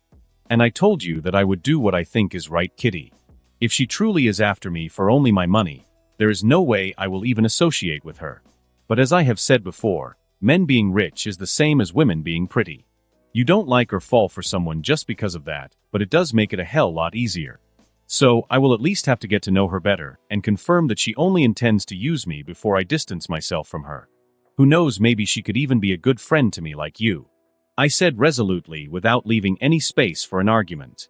God, you are so stubborn. Just don't come to me after she breaks your heart. I am sure that she will show her true fangs after she gets a couple of expensive gifts from you. Selena walked away while grumbling to herself and cursing the girl in question with words so toxic that even Bruce did not know some of them. She is so cute and childish sometimes. Why didn't you tell her that you already know the silver girl is trying to honeypot you? You yourself told me yesterday that you hated people who used you especially for your money, didn't you? Cortana asked in curiosity a little while after Selena left. Yeah, I do hate such people, and Silver St. Cloud of this universe is definitely one of them. But Selena doesn't need to know that. After all, if she knows that I don't intend to socialize with St. Cloud at all, then she won't act so cutely anymore. She has been really frustrated since she met Silver, even more than when she met Vicky for the first time. And I love seeing her behave so cutely due to her frustration, although I'll probably be going to hell for that. I muttered the last part to myself. Nevertheless, as I was saying, Silver was a budding gold digger through and through. I don't remember the original character from the comics or if I had seen her before in some show or movie, but this particular Silver, even though young, was not much better than the OnlyFans girls in my previous life who used to brag about their body count to everyone. I am sure that no matter how well I treat that girl or satisfy her in bed if I ever date her, someone like her will still find some stupid reason to sleep around or cheat on me, even if it is just to feel special, unless I have some sort of mind control harem tool or something like most harem protagonists. Of course, there is still a chance that I am wrong, and this is just my childish stupidity and paranoia talking, but I'll be damned if I am going to take that chance. No, I would much rather stick to the dark-haired and red-haired beauties I have been making friends with. I am sure at least one of them will grow up to be one of those childhood friends who wants to marry you like in those anime I used to watch. Now Cortana, as we were carrying out our experiments, what did you find out from the explosion? Please tell me you found out something useful from the energy readings of that huge energy release. Bruce asked his trusty AI. He had no intention of causing another huge explosion in his cave, because he was sure it damaged at least a couple of $1 million worth of equipment the first time. I should make a bomb containment zone or something here to carry out my more dangerous experiments safely. Of course I did. The energy that the green kryptonite produces has readings very similar to those of the sun, only it is in the opposite wavelength. The radiation is much harsher and almost harmful compared to our yellow suns. It has an intensity of such a degree that it can even cancel out the solar radiation trapped inside a Kryptonian cell, which I found out after I ran the simulations comparing them to the data we gathered from Ether's body stored in one of the preserving tubes. As for the other red, green, and blue kryptonites, they are just byproducts of the original green kryptonite created due to nuclear decay over a prolonged time period. The crystals have massive amounts of energy stored in them and are extremely radioactive. The enormous amount of unique radioactive energy in them is probably the very reason why they can cancel out the equally immense amount of stored solar energy in Kryptonians or affect them in other varying ways, just like our solar radiation affects normal humans. Cortana explained. I see. That actually might perfectly explain why pure kryptonite can only be naturally found in Krypton and affects them so much no matter how powerful they grow. They are the crystallization of Krypton soil and rocks, most probably their planet's core if my observations are correct under the effect of its red sun. It stores the unique harsh radiation of the red sun of Krypton and thus develops some of its properties. It then uses this red solar radiation and weakens Kryptonians by eliminating normal solar radiation from their bodies, thereby making them mortal just like on their home planet.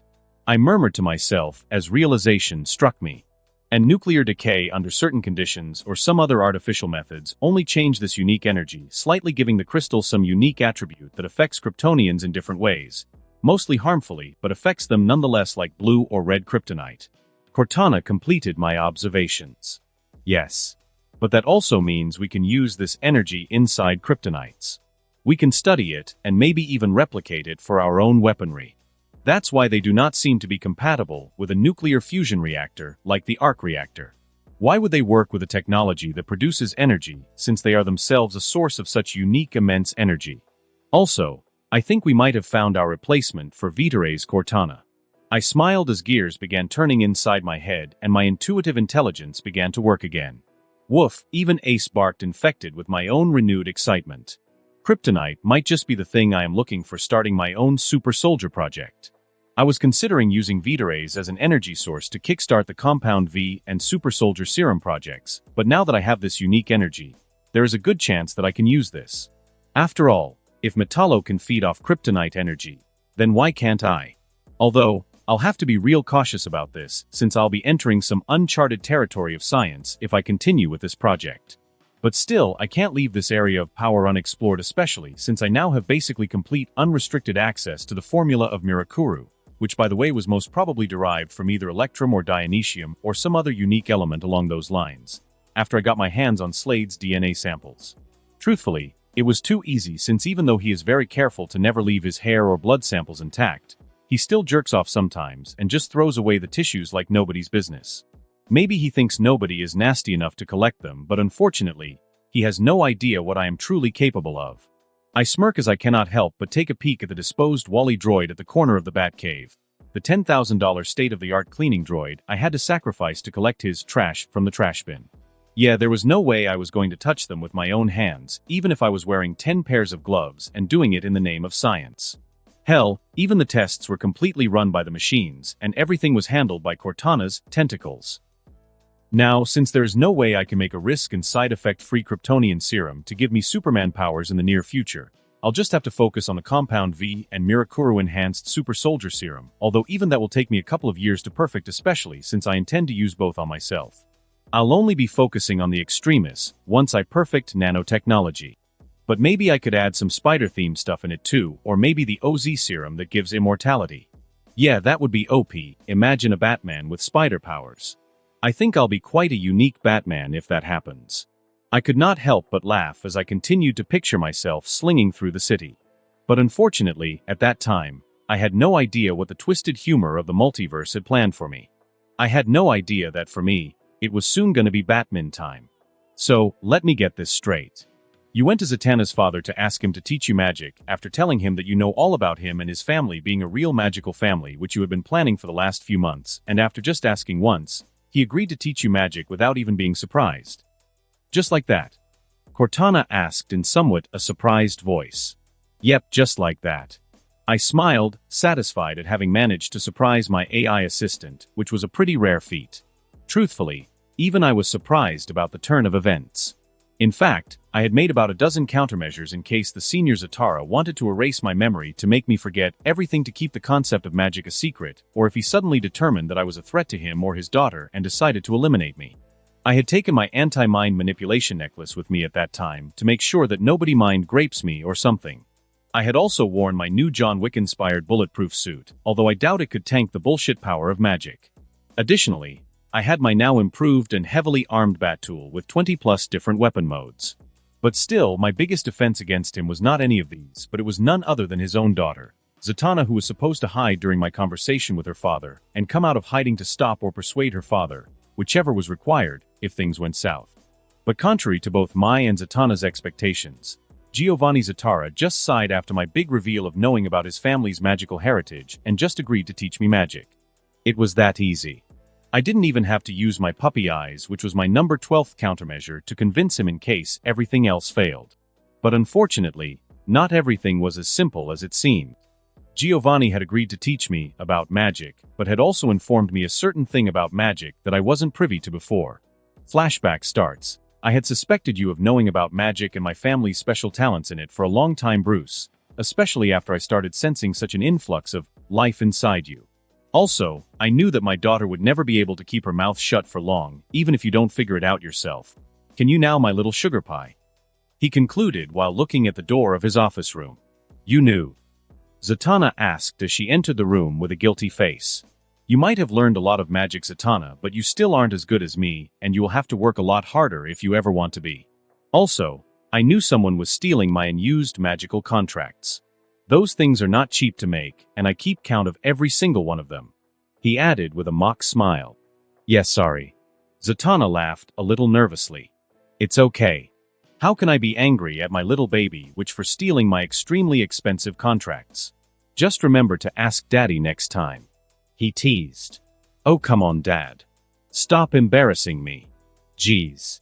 Zatanna huffed as she marched to the nearest sofa and sat down there with a pout on her face to show her anger at her father's teasing. Anyway, So that means you can teach me magic? I asked with excitement bubbling in me. Giovanni might have an idea about my chi, as he had referred to it as me being filled with life, and as every weeb knew it, life force was basically chi or whatever else fancy name you call it by. But I am sure he didn't know about any of my other abilities or inventions. And since he still hadn't tried to delete my memories, there was a high chance of him taking pity on me and teaching me some magic as self-defense to survive in Gotham. Well, I can teach you escapology, how to trick people, how to confuse the five senses. I can give you as much knowledge on demons, gods, monsters, and magic as you might possibly need. But unfortunately, I can't teach you magic, at least not the kind I know and excel in, not the kind you might want to learn. He looked at me apologetically. What do you mean? Is it some kind of secret, forbidden family secret that you can't reveal or something? No, not really. You see, we, in proper formal terms, are called mages. We can manipulate mana, the purest and most fundamental form of magical energy in this world, to do magic. But this ability cannot be learned. It can only be inherited. Only the branch of humans called Homo Magi, who have a particular genetic trait in them, can be a mage and directly manipulate mana. But you sadly do not belong to that group of people. Of course, one can always become a magician by other means, like borrowing power from someone else, like a god or an object or a demon or some other interdimensional entity, but that's called a sorcerer, not a proper mage. Sorcerers are, by the way, the most common magic wielders in the world, the senior Zatara explained. So can't I just be a sorcerer? I mean, I don't see any harm in it, since it sounds like mages and sorcerers possess the same level of strength. I asked. The same level of strength? What sorcerers can do seems like little tricks in front of what true mages can do. Sorcerers get a lot of power pretty easily. Yes, but that power comes with a lot of baggage, including but not limited to the gradual corruption of the person's soul, a life debt to the being who is granting him his powers, control of the object or entity granting those powers over the person receiving them, as well as a capped limit on how much magic he is allowed to use. But a mage, on the other hand, manipulates the very fabric of reality itself, and can virtually do anything he or she wants with it, the only limit being his or her own imagination and talent. Oh, that's cool, I respond, not able to find anything better to say at the explanation. Yes, it's very cool indeed. But that's why, even if I give you all the knowledge of magic I have, the spells you can use as a sorcerer will be very limited, and most of them will come at a heavy price, a cost even more expensive than what mages like us pay to use magic. He finished. Yeah, but until I figure something out to overcome that little hurdle, I can still at least learn the theory and history of magic from you. And who knows, maybe I can become a powerful sorcerer if I find a just and merciful entity to borrow, or maybe some unoccupied dimension to draw power from. I showed a weak, sad smile to Giovanni, who just looked at me with pity in his eyes. It looked like he wanted to say something else, something important, but at the last moment controlled himself and just nodded at my words with an expressionless face. Yeah, there's no way I am going to form any contract with any type of entity in this world, no matter if they are good or bad. I had even heard of a certain hero called Dr. Fate who was controlled by his helmet, even though they were both supposed to be the good guys or something. Maybe I can think deeper about the drawing power from some other dimension part, but I would probably just use my knowledge and ability to try to come up with some way to use magical power without getting enslaved to some deity or getting my soul corrupted somehow. Hell, maybe I could even figure out how this Homo Magi gene of the unique magical human race works and get something like that for myself. That sounds more promising and safe than just doing random contracts with demons and entities to use magic while hoping for the best. By the way, I wonder how Constantine uses magic. I never really read his comics, but I did see the movie. That one single movie had made him one of my favorite DC characters ever, but again, that might just be my inner Keanu Reeves fan talking. Fine, then from now on, Bruce, I, Giovanni Zatara, declare you as my apprentice, just like my daughter. The mage declared proudly after thinking for a few seconds. And that, my friends, was how I, Bruce Wayne, started to learn magic. Kinda. Flashback ends. You were having a flashback, weren't you? Cortana asked with a straight face as her digital teenage avatar on the screen stared at me intensely. Perhaps, I should make a hologram projector for her to interact better with the physical world.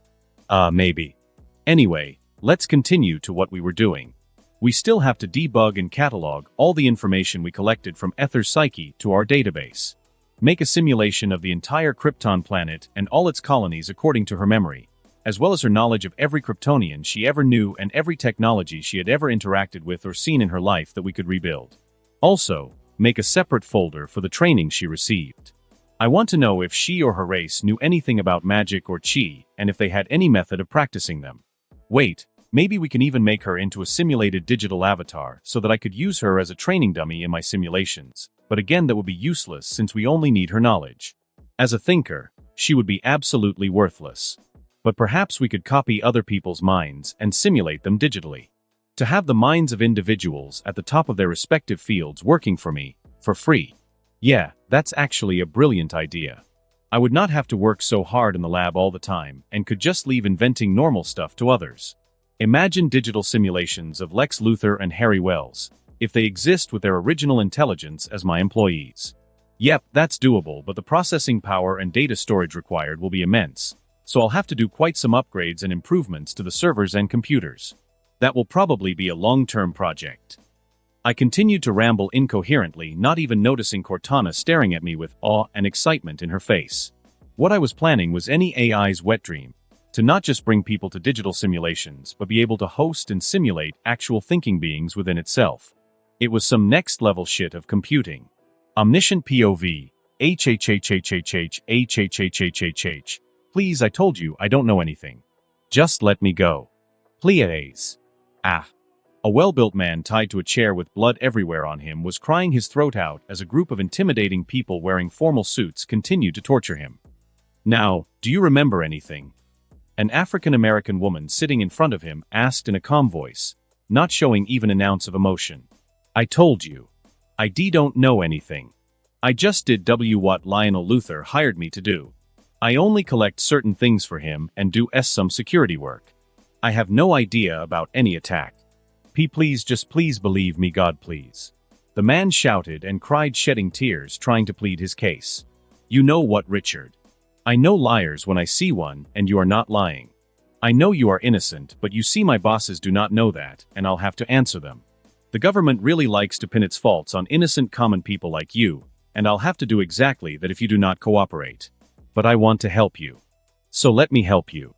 Give me something significant enough, and I'll let you go, and I promise you'll be with your family in no time. She said, still not showing a single expression. And don't say I don't know, because I neither have the time nor the patience to hear that come out of your mouth even one more time. She interrupted. Look, Lionel Luthor found something in Smallville, some sort of super-secret technology that he excavated from one of the old caves in the city. He was doing illegal experiments with it. Whatever happened that day was because something from those experiments got out. He tried really hard to cover it up and recover whatever got free, but as far as I know someone else did it before him because he never found what he was looking for. The man named Richard confessed. I see. And what happened at his black site research lab that night? I heard a lot of people lost their lives and it got completely destroyed. She inquired further. I don't know, I wasn't there, but the people who were said that they were attacked and some ninja infiltrated the site to steal information, and they were successful. The thing that Lionel found from the cave would have been stolen, as well if Lionel hadn't already moved it to somewhere else that evening. Anything else? Waller asked with a raised brow at which the man could only shake his head. No, that was all. Am I free now? The man asked, hopeful for once. Oh yes, of course. You are very much free, but you see I can't have you go back to your old employer wagging your tail like a loyal little dog. I know it is a fact that once Luthor complains about me to my corrupted superiors addicted to his fat pockets and sugary titties, they will find a way to demote me or shut down the investigation. But I really am sorry to do this.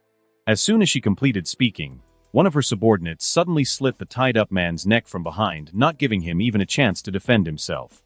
Get me a list of everyone important who was in Smallville on that day. Anyone with money or political connections or public influence or some other shady background, and get a team in that cave. I want to know exactly what Luthor has as well as every dirt you can get on him. I want to know everything that happened in Smallville, everything. She ordered, at which her subordinates nodded respectfully and went to do their designated work. This is a golden opportunity for me. There is a chance that I can use this to get a hold of the Luthors and climb the ladder that those fat pigs aren't allowing me to climb. All I have to do is just either figure out what Luthor found in that cave or who infiltrated his little illegal laboratory. And soon I'll be one of the people playing the game instead of letting myself be manipulated by others like a pawn. She thought as a small cold smile manifested on her face. And that concludes this episode. If you enjoyed it, I'd seriously love it if you guys could leave a like, on the video as it genuinely helps out so much, and it keeps me going, plus it takes only 1 second. That said, have a wonderful day. See you in the next one.